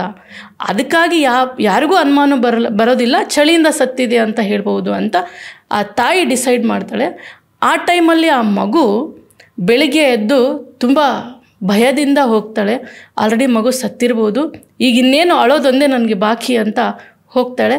ನೋಡಿದರೆ ಮಗು ಪೂರ್ತಿ ನೀಲಿ ಆಗಿರುತ್ತೆ, ಆದರೆ ಮಗು ಸತ್ತಿರೋದಿಲ್ಲ. ಹೆಣ್ಮಗು ಅದು ಸತ್ತಿರೋದಿಲ್ಲ. ಅವತ್ತು ಅವಳು ಡಿಸೈಡ್ ಮಾಡ್ತಾಳೆ, ಈ ಹೆಣ್ಮಗು ಇಡೀ ರಾತ್ರಿ ಚಳಿಯಲ್ಲಿ ಹೋರಾಟ ಮಾಡಿ ತನ್ನ ಜೀವನ ಬದುಕಿಸಿದೆ ಅಂತಂದರೆ ನಾನು ನನ್ನ ಗಂಡನ ಜೊತೆ ಆಗಲಿ ಈ ಸಮಾಜದ ಜೊತೆ ಆಗಲಿ ಹೋರಾಟ ಯಾಕೆ ಮಾಡೋಕ್ಕಾಗಲ್ಲ ಅಂತಕ್ಕಂಥದ್ದನ್ನು ಯೋಚನೆ ಮಾಡಿ ಅವತ್ತು ಆ ಮಗುನ ಮತ್ತೆ ಬೆಳೆಸಿ ಇವರು ತುಂಬ ದೊಡ್ಡ ಸಾಧನೆ ಮಾಡಿರ್ತಾರೆ. ಆ ಕತೆ ನನಗೆ ತುಂಬ ಒಂಥರ ಹಾರ್ಟ್ ಆಗಿ ಅದು ಮನಸ್ಸಲ್ಲಿ ಹಾಗೆ ಕುತ್ಕೊಂಡ್ಬಿಡ್ತು. ಯಾಕೆಂದರೆ ನಾವು 4 ಜನ ಹೆಣ್ಮಕ್ಳು, ನಮ್ಮ ಜೊತೆನೂ ಅದೇ ಥರ ಒಂದು ಘಟನೆ ನಡೀತು.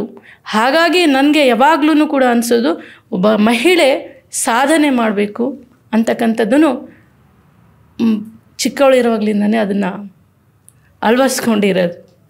ಸೊ ಹಾಗಾಗಿ ನಿಮ್ಮ ಜೀವನ ಇಲ್ಲಿವರೆಗೂ ಬಂದಿದೆ. ಹೌದು ಸರ್. ಮೇಡಮ್, ಈಗ ನಿಮ್ಮ ವೃತ್ತಿ ಜೀವನದಲ್ಲಿ ನೀವು ಎದುರಿಸಿದ ಸಮಸ್ಯೆಗಳು ಏನು ಮೇಡಮ್? ಇವಾಗ ನೀವು ಸಾವಿರಾರು ಜನರ ಸಮಸ್ಯೆಗಳನ್ನ ಸ್ವೀಕರಿಸ್ತಾ ಇರ್ತೀರಾ.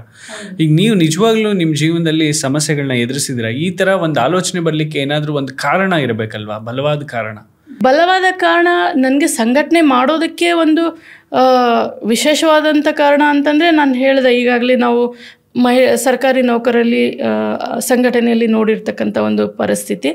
ಆಮೇಲೆ ನನಗೆ ವೈಯಕ್ತಿಕವಾಗಿ ಒಂದು ಮಹಿಳಾ ನೌಕರರಿಗೆ ಮತ್ತು ಮಹಿಳೆಯರಿಗೆ ಕೂಡ, ಬರೀ ಮಹಿಳಾ ನೌಕರರಿಗೆ ನಾನು ಮೀಸಲಾಗಿ ಅಂತೇನಿಲ್ಲ, ಯಾವುದೇ ಒಂದು ಹೆಣ್ಮಕ್ಳಿಗೆ ಯಾವುದೇ ರೀತಿಯ ಕಷ್ಟ ಆಗಲಿ, ಯಾವ ರೀತಿಯ ಸಮಸ್ಯೆ ಆದವಾಗ ನಾನು ಅವ್ರ ಜೊತೆ ನಿಂತ್ಕೋಬೇಕು, ನಾನು ಅವ್ರ ಜೊತೆ ಧ್ವನಿ ಆಗಬೇಕು, ನನಗೆ ಎಷ್ಟು ಸಾಧ್ಯ ಅಷ್ಟು ನಾನು ನನ್ನ ಕೈಲಿ ಆಗಿರ್ತಕ್ಕಂಥ ಒಂದು ಪ್ರಯತ್ನ ನಾನು ಮಾಡಬೇಕು ಅಂತ. ಅದರ ಉದಾಹರಣೆ ಹೇಳಬೇಕು ಆದರೆ, ನನಗೆ ಮಗು ಆಗಿ 14ನೇ ದಿವಸಕ್ಕೆ ನಾನು NPS ಹೋರಾಟಕ್ಕೆ ನಾನು ಹೋಗಿದ್ದೇನೆ. ಓಕೆ. ಒಂದು ಬಾಣತಿ 14ನೇ ದಿನ ಬಾಣತಿ ನಾನು ಹೋರಾಟಕ್ಕೆ ಹೋಗಿದ್ದೇನೆ, ನಮ್ಮ ನೌಕರರ ಹೋರಾಟಕ್ಕೆ. ಮತ್ತು ನಾನು ಅದೇ ರೀತಿಯಲ್ಲಿ ಕೆಲಸ ಕೂಡ ಮಾಡ್ತಾ ಬಂದಿದ್ದೇನೆ. ಮಹಿಳಾ ದಿನಾಚರಣೆ ಪ್ರಯುಕ್ತ ಮಹಿಳಾ ನೌಕರರ ಸಂಘಟನೆ ವತಿಯಿಂದ ಯಾವ ರೀತಿ ಕಾರ್ಯಕ್ರಮಗಳನ್ನ ಮಾಡ್ತಿದ್ದೀರಾ? ಮಹಿಳಾ ದಿನಾಚರಣೆ, ಅಂತಾರಾಷ್ಟ್ರೀಯ ಮಹಿಳಾ ದಿನಾಚರಣೆ ಅಂತಕ್ಕಂಥದ್ದು ಇವತ್ತು ಇಡೀ ಜಗತ್ತಿನಾದ್ಯಂತ ಆಚರಿಸ್ತಾ ಇದ್ದಾರೆ. ತುಂಬ ಸಂತೋಷದ ವಿಚಾರ. ಈ ಮಹಿಳಾ ದಿನಾಚರಣೆ ಅಂತಕ್ಕಂಥದ್ದು ನಾವು ನೋಡ್ಕೊಂಡು ಬರ್ತಕ್ಕಂಥದ್ದು ಏನು ಅಂತಂದರೆ, ಪುರುಷ ಪ್ರಧಾನ ಸಮಾಜ ಅಂತ ಹೇಳ್ತಾರೆ, ಮತ್ತು ಮಹಿಳಾ ಪ್ರಧಾನ ಸಮಾಜ ಅಂತ ಹೇಳ್ತಾರೆ. ಬಟ್ ನಾವು ಏನು ಕೇಳ್ತಾ ಇದ್ದೀವಿ ಅಂತಂದರೆ, ಪುರುಷರು ಮತ್ತು ಮಹಿಳೆಯರು ಸಮಾನ ಆಗಿರ್ತಕ್ಕಂಥ ಸಮಾಜನ ನಾವು ನೋಡಬೇಕು ಅಂತಕ್ಕಂಥದ್ದು. ಆ ಹಿನ್ನೆಲೆಯಲ್ಲಿ ಅಂತಾರಾಷ್ಟ್ರೀಯ ಒಂದು ಮಹಿಳಾ ದಿನಾಚರಣೆ ಏನು ಆಚರಿಸ್ತಾ ಇದ್ದೇವೆ, ಇದು ಪ್ರತಿಯೊಂದು ದಿನವೂ ಕೂಡ ಆಚರಿಸ್ಬೇಕು ಅಂತಕ್ಕಂಥ ಒಂದು ಮಾತನ್ನ ಹೇಳೋಕ್ಕೆ ಇಷ್ಟಪಡ್ತೀನಿ. ಯಾಕೆ ಅಂತಂದರೆ, ಮಹಿಳೆ ಅಂತಕ್ಕಂಥದ್ದು ಶಕ್ತಿ. ಈ ಶಕ್ತಿ ದಿನಾನೂ ನಾವು ಆಚರಿಸ್ತೇವೆ. ಆ ಶಕ್ತಿ ತನ್ನಷ್ಟಕ್ಕೆ ತಾನೇ ಈ ಎಲ್ಲ ಒಂದು ಸಮಾಜದ ಕಟ್ಟುಪಾಡುಗಳಿಂದ, ಸಮಾಜದ ಕ್ರೌರ್ಯತೆಯಿಂದ, ಸಮಾಜದ ಅನೇಕ ಒಂದು ಏನು ಹೇಳ್ತೀವಿ ಕಠಿಣ ದೃಷ್ಟಿಕೋನದಿಂದನೂ ಕೂಡ ಇದು ಬೆಳೆದು ಇನ್ನೊಂದು ಸಲ ಮಹಿಳೆ ಮುಂದೆ ಬರಬೇಕು, ಮತ್ತು ಮಹಿಳೆ ಮತ್ತು ಪುರುಷ ಇಬ್ಬರೂ ಕೂಡ ಸಮಾನತೆಯಿಂದ ಇರಬೇಕು ಅಂತಕ್ಕಂಥದ್ದು. ಅದಕ್ಕೆ ನಾವು ನಮ್ಮ ಸಂಘಟನೆಗೆ ನಾವು ಟ್ಯಾಗ್ಲೈನ್ ಕೊಟ್ಟಿದ್ದೇವೆ ಸರ್, ನಮ್ಮ ನಡಿಗೆ ಸಮಾನತೆಯ ಕಡೆಗೆ ಅಂತ. ಹಾಗಾಗಿ ನಾನು ಯಾವಾಗಲೂ ಅಂದ್ಕೊಳ್ಳೋದು, ಯಾಕೆ ಅಂತಂದರೆ, ಬೇರೆ ಮುಂದುವರೆದ ದೇಶಗಳ ನಾವು ತಗೊಂಡವಾಗ, ಮುಂದುವರೆದ ದೇಶಗಳು ಯಾಕೆ ನಾವು ಹೇಳ್ತೀವಿ ಅಂತ ನಾನು ಅಧ್ಯಯನ ಮಾಡಿದಾಗ ನನಗೆ ಕಂಡುಕೊಂಡಿರೋದು, ನನಗೆ ಅನಿಸಿರೋದೇನು ಅಂತಂದರೆ, ಮುಂದುವರೆದ ದೇಶಗಳಲ್ಲಿ ಪುರುಷ ಮತ್ತು ಮಹಿಳೆಯರು ಸಮಾನತೆಯಿಂದ ಕೆಲಸ ಮಾಡ್ತಾರೆ. ಆದರೆ ನಮ್ಮ ದೇಶದಲ್ಲಿ ಮಹಿಳೆಯರ ಒಂದು ಭಾಗವಹಿಸಿಕೆ, ಪಾರ್ಟಿಸಿಪೇಷನ್ನು 4% ಇದೆ. ಬೇರೆ ಫಾರಿನ್ ಕಂಟ್ರೀಸಲ್ಲಿ 74% ಇದೆ. ಹಾಗಾಗಿ ನಮ್ಮ ದೇಶದಲ್ಲಿ ಅದು 74% ಮತ್ತು 50% ಬಂದವಾಗ ನಾವು ನಿಜವಾಗ್ಲೂ ಮಹಿಳಾ ದಿನಾಚರಣೆನ ಆಚರಿಸ್ತೇವೆ. ಮತ್ತು ಒಂದು ಸಮಾನತೆಯಲ್ಲಿ ಇರ್ತಕ್ಕಂಥ ಒಂದು ಸಮಾಜನಾಗಲಿ, ಒಂದು ದೇಶನಾಗಲಿ ನೋಡಬೇಕು ಅಂತಕ್ಕಂಥ ನನ್ನ ಒಂದು ಆಶಯ ಸರ್. ಮಹಿಳೆಯರಿಗೆ ಸ್ವಾತಂತ್ರ್ಯ ಸಿಗಬೇಕು ಅಂತಂದರೆ ನಮ್ಮ ಗಾಂಧೀಜಿಯವರು ಒಂದು ಮಾತು ಹೇಳ್ತಾರೆ, ಮಧ್ಯರಾತ್ರಿ 12 ಗಂಟೆಯಲ್ಲಿ ಮಹಿಳೆ ಯಾವಾಗ ನಡು ರಸ್ತೆಯಲ್ಲಿ ನಡ್ಕೊಂಡು ಬರ್ತಾರೋ ಆಗ ಮಹಿಳೆಗೆ ನಿಜವಾಗ್ಲೂ ಸ್ವಾತಂತ್ರ್ಯ ಸಿಕ್ಕಿದೆ ಅಂತ ಅರ್ಥ ಅಂತ. ನಿಮಗೇನು ಅನಿಸುತ್ತೆ? ಅದು ನಿಜ ಸರ್. ಯಾಕೆ ಅಂತಂದರೆ ಇವತ್ತಿನ್ನೂ ನಾವು ಭಯದಲ್ಲೇ ಇದ್ದೇವೆ. ಅಂದರೆ ಇವತ್ತು ನಾವು ಏನಾದರೂ ಹೊರಗಡೆ ಹೋಗಬೇಕಾದ್ರೆ ಒಬ್ಬರೇ ಹೋಗೋದಿಲ್ಲ, ಯಾರಾದರೂ ಜೊತೆಗಿದ್ರೆ ನಾವು ಹೋಗಬೇಕು, ಪ್ರೊಟೆಕ್ಷನ್ ಇರಬೇಕು, ರಕ್ಷಣೆ ಇರಬೇಕು. ಯಾಕೆ ಅದು ನಮ್ಗೆ ಬಂದಿದೆ ಅಂತಂದರೆ, ಹೊರಗಡೆ ಸಮಾಜ ಹಂಗಿದೆ. ಹೊರಗಡೆ ನಾವು ಹೋದರೆ ಯಾರಿಗೆ ಗೊತ್ತು ಯಾವ ಅನಾಹುತ ಆಗುತ್ತೋ, ಏನು ಭಯದಿಂದ ನಾವು ಇರ್ತೀವೋ, ಅಲ್ಲಿ ಯಾವ ಪ್ರಾಬ್ಲಮಲ್ಲಿ ಫೇಸ್ ಮಾಡ್ತೀವಿ.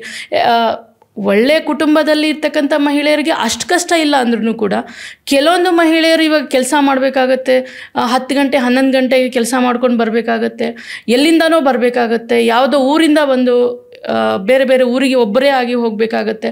ಆ ಎಲ್ಲ ಭಯನ ಯಾವತ್ತು ಹೋಗುತ್ತೋ ಅವತ್ತು ನಿಜವಾಗ್ಲೂ ಸ್ವತಂತ್ರ ಅಂತ ಅನ್ಬೋದು. ಇವತ್ತಿನ್ನೂ ಮಹಿಳೆಯರಿಗೆ ಸ್ವತಂತ್ರ ಸಿಕ್ಕಿಲ್ಲ ಅಂತಲೇ ನಾವು ಹೇಳೋಕ್ಕೆ ಇಷ್ಟಪಡ್ತೇವೆ. ನೀವು ಈ 2 ವರ್ಷದಿಂದ ಸಂಘಟನೆಯಲ್ಲಿ ಸಕ್ರಿಯವಾಗಿದ್ದೀರಲ್ಲ, ನಿಮಗೆ ಬಂದಂತಹ ಕೆಲವೊಂದು ಉದಾಹರಣೆ ಕರೆಗಳು, ಅದನ್ನು ನೀವು ಸಾಲ್ವ್ ಮಾಡಿದಂಥ ರೀತಿ, ಅಂದರೆ ಈ ಕಾರ್ಯಕ್ರಮನ ನೋಡುವಂಥವ್ರಿಗೆ ಬಹಳ ಜನರಿಗೆ, ಮಹಿಳಾ ನೌಕರರಿಗೆ ಅದೊಂದು ಸವಾಲಾಗಿ ನಿಂತಿರ್ಬೋದು, ಅವರ ಮನಸ್ಸಲ್ಲೂ ಕೂಡ ಒಂದು ಸಮಸ್ಯೆ ಕಾಡ್ತಿರ್ಬೋದು. ಆ ಥರ ಇದ್ದಾಗ ಅವ್ರಿಗೂ ಕೂಡ ಒಂದು ಸೊಲ್ಯೂಷನ್ ಸಿಗ್ದಂಗೆ ಆಗುತ್ತೆ, ಈ ರೀತಿ ನಾವು ಕೂಡ ಮಾಡ್ಬೋದು ಅಂತ ಹೇಳಿ. ಸೊ ನೀವು 2 ವರ್ಷದಿಂದ ನಿಮ್ಮ ಕಣ್ಣು ಮುಂದೆ ಬಂದಂತಹ ಸವಾಲುಗಳನ್ನ ಯಾವ ರೀತಿ ಎದುರಿಸಿದ್ರಿ, ಸಮಸ್ಯೆಗಳನ್ನ? ಉದಾಹರಣೆಗೆ ನನಗೆ ತುಂಬ ಕಾಲ್ಸ್ ಬರುತ್ತೆ ಈ ಥರ ಸಮಸ್ಯೆಗಳ ಇಟ್ಕೊಂಡು. ಒಂದೊಂದು ಉದಾಹರಣೆ. ಒಂದು ಉದಾಹರಣೆ ಹೇಳಬೇಕು ಅಂತಂದರೆ, ಒಬ್ಬರು PDO ನನಗೆ ಫೋನ್ ಮಾಡ್ತಾರೆ. ಅವ್ರು ಹೇಳ್ತಾರೆ, ಮೇಡಮ್ ಒಬ್ಬರು RTI ಕಾರ್ಯಕರ್ತರು ನನಗೆ 2 ವರ್ಷದಿಂದ ನನಗೆ ತುಂಬ ಕಿರುಕುಳ ಕೊಡ್ತಾ ಇದ್ದಾರೆ. ಎಷ್ಟು ಕಿರುಕುಳ ಕೊಡ್ತಾ ಇದ್ದಾರೆ ಅಂತಂದರೆ, ನನ್ನ ಮೇಲೆ ಮೌಖಿಕ ಪತ್ರಗಳು ಬರೀತಾರೆ, ಯುನಾನಮಸ್ ಪತ್ರ ಅಂತ ಹೇಳ್ತೀವಿ ನಾವು. ಅದಕ್ಕೆ ಅಡ್ರೆಸ್ ಇರೋದಿಲ್ಲ ಮತ್ತು ಇನ್ನೊಂದು ಇರೋದಿಲ್ಲ. ಅಲ್ಲಿ ಏನು ಬರೀತಾರೆ, ಅದಕ್ಕೆ ಏನು ಬೇಕಾದರೂ ಬರೀತಾರೆ ಅವರು. ಒಬ್ಬ ಮಹಿಳೆಯರ ಚರಿತ್ರೆಯನ್ನು ಕೂಡ ಅವರು ಇದು ಮಾಡ್ತಾರೆ. ಫಸ್ಟ್ ಮಹಿಳೆ ಅಂದ ತಕ್ಷಣ ಅವ್ರಿಗೆ ಬರೋದೇ ಕ್ಯಾರೆಕ್ಟರ್ಗೆ ಬಂದುಬಿಡ್ತಾರೆ. ಆ ಥರ ಎಲ್ಲ ಬರೆದು ಹಾಕೋದು. ಆಮೇಲೆ ಅವ್ರ ಮೇಲೆ ಸುಮ್ಮನೆ ಅಲಿಗೇಷನ್ ಮಾಡೋದು, ಹಾಕೋದು.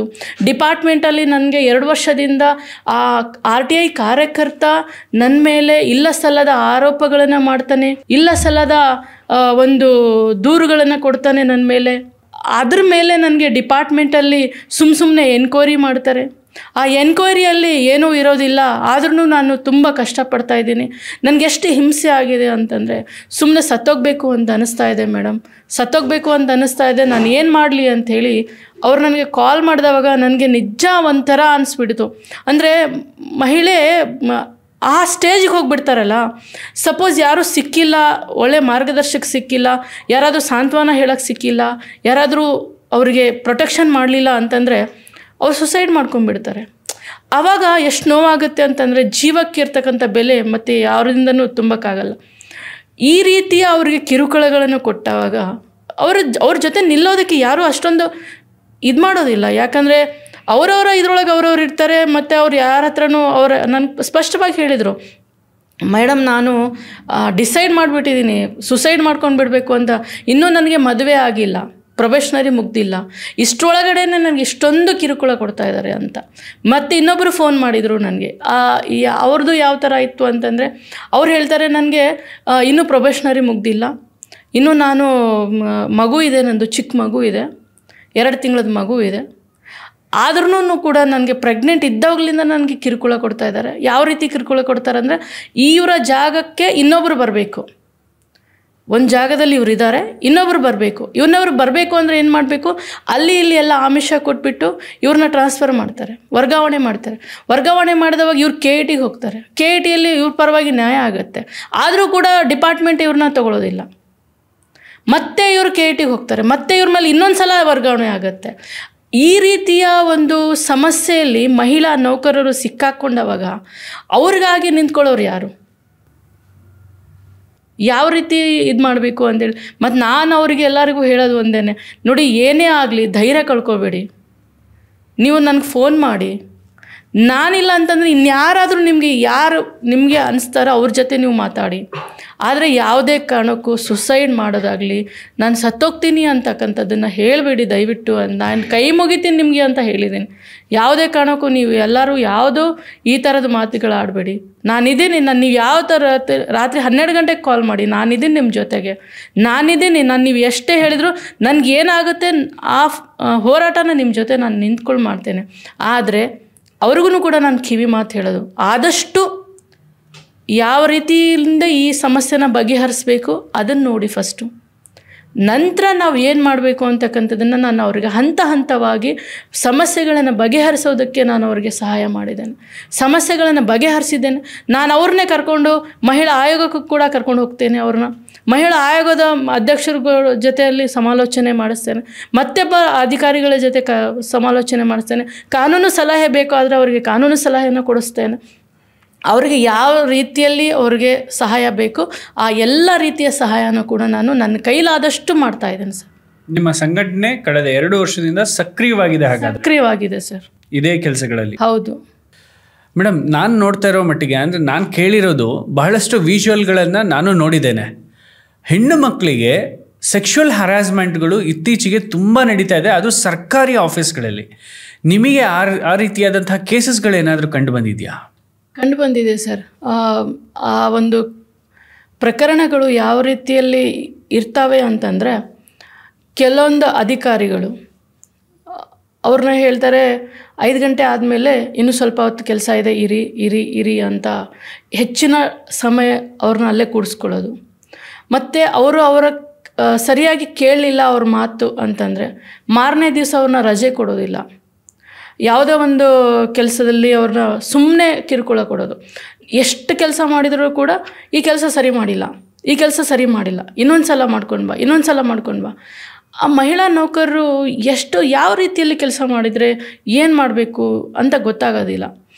ಆಮೇಲೆ ಮತ್ತೆ ಕೆಲವೊಬ್ಬರಿಗೆ ಫೋನ್ ಕಾಲ್ ಮಾಡೋದು, ರಾತ್ರಿ ಕಾಲ್ ಮಾಡೋದು, ಆಮೇಲೆ ಅವರಿಗೆ ಕಾಫಿಗೆ ಬನ್ನಿ ಅಂತ ಹೇಳೋದು, ಊಟಕ್ಕೆ ಬನ್ನಿ ಅಂತ ಹೇಳೋದು, ಆಮೇಲೆ ನೀವು ತುಂಬ ಚೆನ್ನಾಗಿ ಕಾಣಿಸ್ತಾ ಇದ್ದೀರಾ ಇವತ್ತು ಅಂತ ಹೇಳೋದು, ನಿಮ್ಮ ಸಾರಿ ತುಂಬ ಚೆನ್ನಾಗಿದೆ ಅಂತ ಹೇಳೋದು. ಅವ್ರಿಗೆ ಮುಜುಗರ ಆಗುತ್ತೆ. ಇವ್ರು ಏನು ಹೇಳ್ತಾ ಇದ್ದಾರೆ, ಒಬ್ಬರು ಅಧಿಕಾರಿ, ಹೈಯರ್ ಅಧಿಕಾರಿ, ನಮ್ಮ ಮೇಲಧಿಕಾರಿ ನಮ್ಮನ್ನು ಈ ಥರ ಮಾಡಿದವಾಗ ಅವರಿಗೆ ತಿರುಗಿಸಿ ಅಂತೂ ಏನು ಹೇಳೋಕ್ಕಾಗಲ್ಲ. ಬಟ್ ಸುಮ್ಮನಿರೋಕ್ಕೂ ಮನಸ್ಸು ಒಪ್ಪೋದಿಲ್ಲ. ಆ ಒತ್ತಡದಲ್ಲಿ ಸಿಲುಕೊಂಡವಾಗ ಅವ್ರಿಗೆ ಅನಿಸುತ್ತೆ ಏನು ಮಾಡಬೇಕು ಅಂಥೇಳಿ ದಾರಿನೇ ಗೊತ್ತಾಗಲ್ಲ. ಆಮೇಲೆ ಎಷ್ಟೋ ಸಲ ಅವ್ರಿಗೆ ಅಲ್ಲಿ ಬಾ ಇಲ್ಲಿ ಬಾ ಅಂತ ಕರೆಯೋದು, ಆಮೇಲೆ ಅವ್ರ ಮನೆಗೆ ಸುಮ್ಮನೆ ಬಂದುಬಿಡೋದು. ಬಂದುಬಿಟ್ಟವಾಗ ಅವ್ರಿಗೂ ಏನು ಮಾಡಬೇಕು ಅಂತ ಗೊತ್ತಾಗಲ್ಲ. ಆ ಥರದ್ದು ಭಾಳಷ್ಟು ಪ್ರಕರಣಗಳು ನನಗೆ ಬಂದಿದೆ. ಆ ಪ್ರಕರಣಗಳು ಬಂದವಾಗ ನಾನೇ ಅವ್ರನ್ನ ಕೆಲವೊಬ್ಬರ ಮೇಲೆ ನೀವು ಧೈರ್ಯ ತಗೊಳ್ಳಿ, ಹೆದರಬೇಡಿ, ಅವ್ರ ಮೇಲೆ ವಾಪಸ್ FIR ಮಾಡಿಸಿದ್ದೇವೆ, ಅವ್ರ ಮೇಲೆ ವಾಪಸ್ ಶಿಕ್ಷೆನ ಕೊಡಿಸಿದ್ದೇವೆ, ದೊಡ್ಡ ದೊಡ್ಡ ಅಧಿಕಾರಿಗಳಿಗೆಲ್ಲ ಶಿಕ್ಷೆ ಕೊಡಿಸಿದ್ದೇವೆ, ಮತ್ತು ಡಿಪ್ರಮೋಷನ್ ಕೂಡ ಮಾಡಿಸಿದ್ದೇವೆ. ದೊಡ್ಡ ಅಧಿಕಾರಿಗಳು ಅಂತಂದ್ರೆ ಗ್ರೂಪ್ ಎ ವರ್ಗದ ಅಧಿಕಾರಿಗಳು? ಹೌದೌದು. ಆ್ಯಕ್ಚುಲಿ ನಾವು ಅಂದ್ಕೊಂಡಿರೋದು ಬರೀ ಕೆಳಮಟ್ಟದ ಡಿ ಗ್ರೂಪ್ ಅವರಿಗೆ ಕಿರುಕುಳ ಆಗುತ್ತೆ ಅಂತೇನಿಲ್ಲ ಸರ್. ಗ್ರೂಪ್ ಎ ಅಲ್ಲಿನೂ ಕೂಡ ತುಂಬ ಕಿರುಕುಳ ಆಗುತ್ತೆ.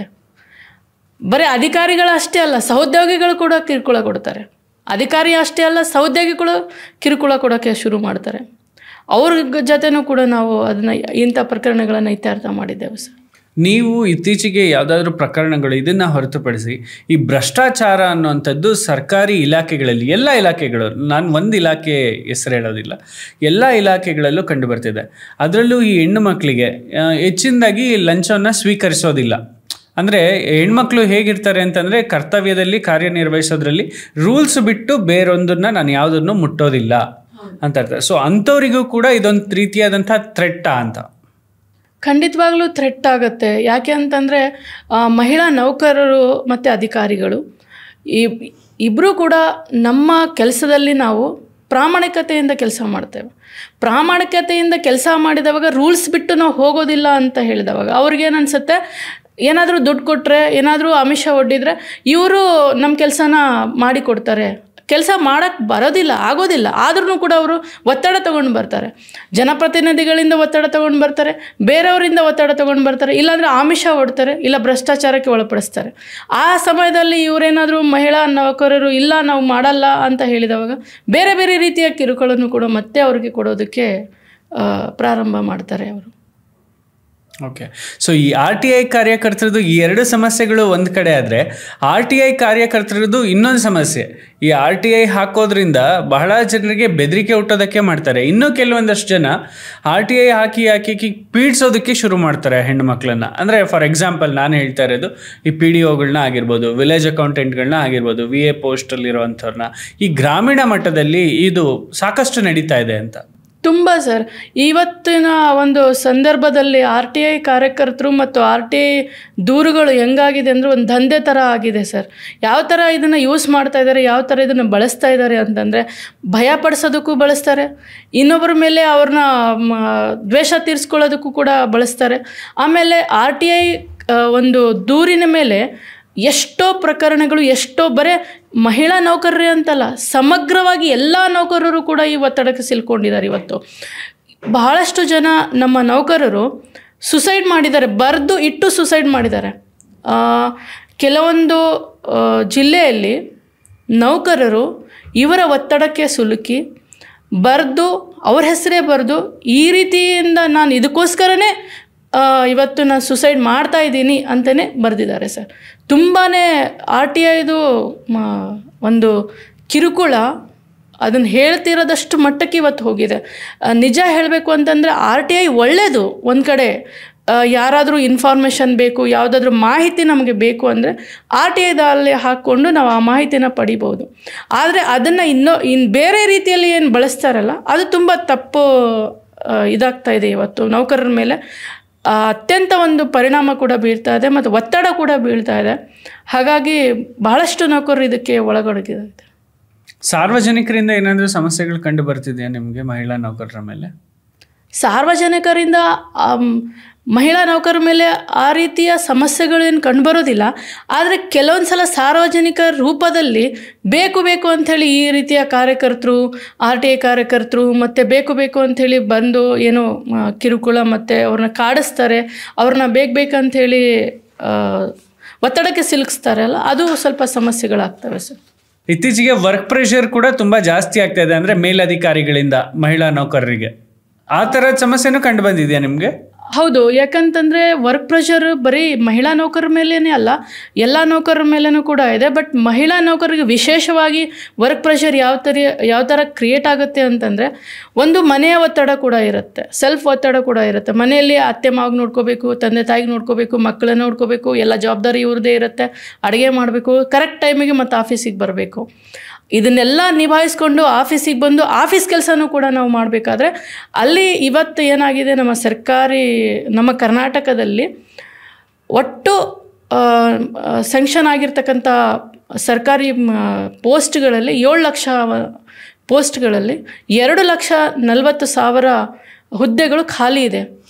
ಬೇರೆ ರಾಜ್ಯಕ್ಕೆ ಹೋಲಿಸಿದವಾಗ ಬೇರೆ ರಾಜ್ಯದಲ್ಲಿ ಹೆಚ್ಚು ಒಂದು ನೌಕರರಿದ್ದಾರೆ, ಕೆಲಸಕ್ಕೆ ಸಮಾನವಾಗಿ ನೌಕರರಲ್ಲಿ ಇದ್ದಾರೆ, ಹುದ್ದೆಗೆ ಸಮಾನ ಅಂತ. ಇಲ್ಲಿ ನಮ್ಮ ಕರ್ನಾಟಕದಲ್ಲಿ ಖಾಲಿ ಹುದ್ದೆಗಳಿದ್ದಾವೆ. ಅಂದರೆ ಅಲ್ಲಿ ಪ್ರೆಷರ್ ಕ್ರಿಯೇಟ್ ಆಗುತ್ತೆ, ಒತ್ತಡ ಕ್ರಿಯೇಟ್ ಆಗುತ್ತೆ. ಒಂದು 3-4 ಜನ ಮಾಡೋ ಕೆಲಸನ ಒಬ್ಬ ನೌಕರ ಮಾಡಬೇಕಾಗಿದೆ ಇವತ್ತು. ಹಾಗಾಗಿ ನಮಗೆ ಒತ್ತಡ ತುಂಬ ಜಾಸ್ತಿ ಆಗಿದೆ. ನೌಕರರಿಗೂ ಕೂಡ ಕೆಲಸದ ಒತ್ತಡ ತುಂಬ ಹೆಚ್ಚಾಗಿದೆ. ಮೇಡಮ್, ಈಗ ನೀವು ಕರ್ನಾಟಕದಾದ್ಯಂತ 2 ವರ್ಷದಿಂದ ಪ್ರವಾಸ ಮಾಡ್ತಿದ್ದೀರಾ. ಹೇಗಿದೆ ಆ ನಿಮ್ಮ ಒಂದು ಅನುಭವ? ಏನು ಅನಿಸುತ್ತೆ ನೀವು ಪ್ರತಿಯೊಂದು ಜಿಲ್ಲೆಯಲ್ಲೂ ಕೂಡ ಪ್ರವಾಸ ಮಾಡಿ ಅಲ್ಲಿಯ ನೌಕರರನ್ನ ಭೇಟಿಯಾದಾಗ ಅವ್ರ ಸಮಸ್ಯೆಗಳ ಜೊತೆ ಬರ್ತಾರೆ? ನಿಮಗೆ ಸಮಸ್ಯೆಗಳು ಎಲ್ಲೋದ್ರೂ ಮುಗಿಯೋದಿಲ್ಲ, ಸಮಸ್ಯೆಗಳ ಸರಮಾಲೆನೇ ಇದೆ. ಆದರೆ ನಿಮಗೆ ಎಸ್ಪೆಷಲಿ ಒಂದೊಂದು ಜಿಲ್ಲೆಗಳಿಗೆ ಪ್ರವಾಸ ಮಾಡಿದಾಗ ಏನು ಅನಿಸುತ್ತೆ ನಿಮಗೆ? ನನಗೆ ಜಿಲ್ಲೆಗಳಲ್ಲಿ ಪ್ರವಾಸ ಮಾಡಬೇಕು ಅಂತಕ್ಕಂಥ ಸಂದರ್ಭದಲ್ಲಿ ನನಗೆ ಅನಿಸೋದೇನು ಅಂತಂದರೆ, ಅಲ್ಲಿಯ ನೌಕರರಿಗೆ ಹೋಗಿ ನಾನು ಭೇಟಿ ಮಾಡಿದಾಗ, ಅಲ್ಲಿಯ ಮಹಿಳಾ ನೌಕರರಿಗೆ ಭೇಟಿ ಮಾಡಿದಾಗ ಅಲ್ಲಿ ಇನ್ನೂ ಬೇರೆ ಅವರಿಗೆ ಸಪೋರ್ಟ್ ಬೇಕು, ರಕ್ಷಣೆ ಬೇಕು. ಆಮೇಲೆ ಅವರಿಗೆ ಅಲ್ಲಿ ಕೆಲಸ ಮಾಡಬೇಕಾದ್ರೆ ಅನುಕೂಲ, ಅಂದರೆ ನಾವೇನು ಹೇಳ್ತೀವಿ ಇವತ್ತು, ಅನುಕೂಲಗಳು ಜಾಸ್ತಿ ಬೇಕಾಗುತ್ತೆ. ಈಗ ನಾವು ಬೆಂಗಳೂರಲ್ಲಿ ಇರ್ತಕ್ಕಂಥ ನೌಕರಿಗೂ ಮತ್ತು ಗ್ರಾಮೀಣ ಪ್ರದೇಶದಲ್ಲಿ ಕೆಲಸ ಮಾಡ್ತಕ್ಕಂಥ ನೌಕರಿಗೂ ಮತ್ತು ಜಿಲ್ಲಾ ಹಂತದಲ್ಲಿ ಕೆಲಸ ಮಾಡ್ತಕ್ಕಂಥ ನೌಕರಿಗೂ ಮತ್ತು ತಾಲೂಕು ಹಂತದಲ್ಲಿ ಕೆಲಸ ಮಾಡ್ತಕ್ಕಂಥ ಒಂದು ನೌಕರಿಗೂ, ರಾಜ್ಯ ಹಂತದಲ್ಲಿ ಕೆಲಸ ಮಾಡ್ತಕ್ಕಂಥ ನೌಕರಿಗೆ ತುಂಬಾ ವ್ಯತ್ಯಾಸಗಳು ಇದೆ.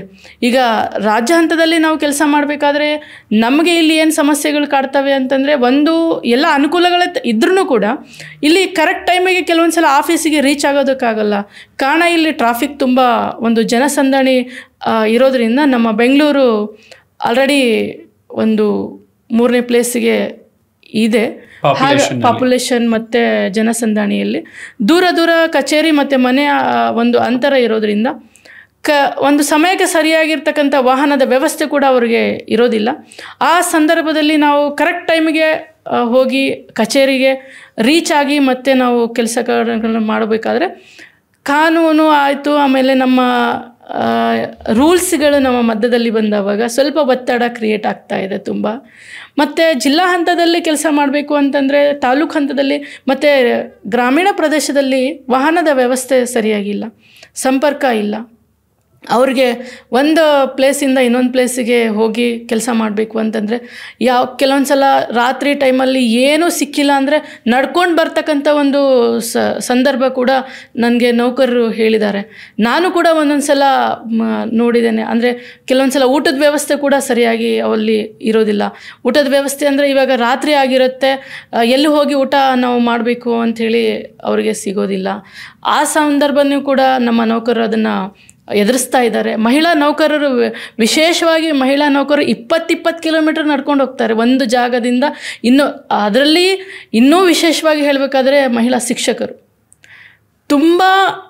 ಶಿಕ್ಷಕರು ಮತ್ತು ಮಹಿಳಾ PDOಗಳು ಮತ್ತು ಮಹಿಳಾ ವಿಲೇಜ್ ಅಕೌಂಟೆಂಟ್ಗಳು, ಇವರಿಗೆ ತುಂಬಾ ಸಮಸ್ಯೆ ಇದೆ ಸರ್. ಇವತ್ತು ಅವ್ರಿಗೆ ಎಷ್ಟು ಸಮಸ್ಯೆ ಇದೆ ಅಂತ ನೋಡೋಕ್ಕೆ ಹೋದರೆ ನಾವು ಸರ್ಕಾರಿ ಸೇವೆ ಮಾಡ್ತಾ ಇರೋದು ದೇವರ ಕೆಲಸ ಅಂತ ನಾವು ಹೇಳ್ತೀವಿ. ನಿಜವಾಗ್ಲೂ ಒಂದೊಂದು ಸಲ ದೇವರ ಕೆಲಸನ ನಾವು ಎಷ್ಟು ಕಷ್ಟಪಟ್ಟು ಮಾಡ್ತಾ ಇದ್ದೀವಿ ಅಂತ ಅನ್ನಿಸ್ತಾ ಇರುತ್ತೆ ನನಗೇನೆ. 20 ಕಿಲೋಮೀಟ್ರ್ 50 ಕಿಲೋಮೀಟ್ರ್ ನಡಿಬೇಕು. ಈ ಮಲೆನಾಡು ಪ್ರದೇಶದಲ್ಲಿ ಒಂದು ಸ್ಕೂಲ್ ಎಲ್ಲೋ ಇದ್ದರೆ ಒಂದು ಬಸ್ಸಿಗೆ ನಾನು ಹೋಗಬೇಕಾದ್ರೆ 50 ಕಿಲೋಮೀಟ್ರ್ ಹೋಗಬೇಕು.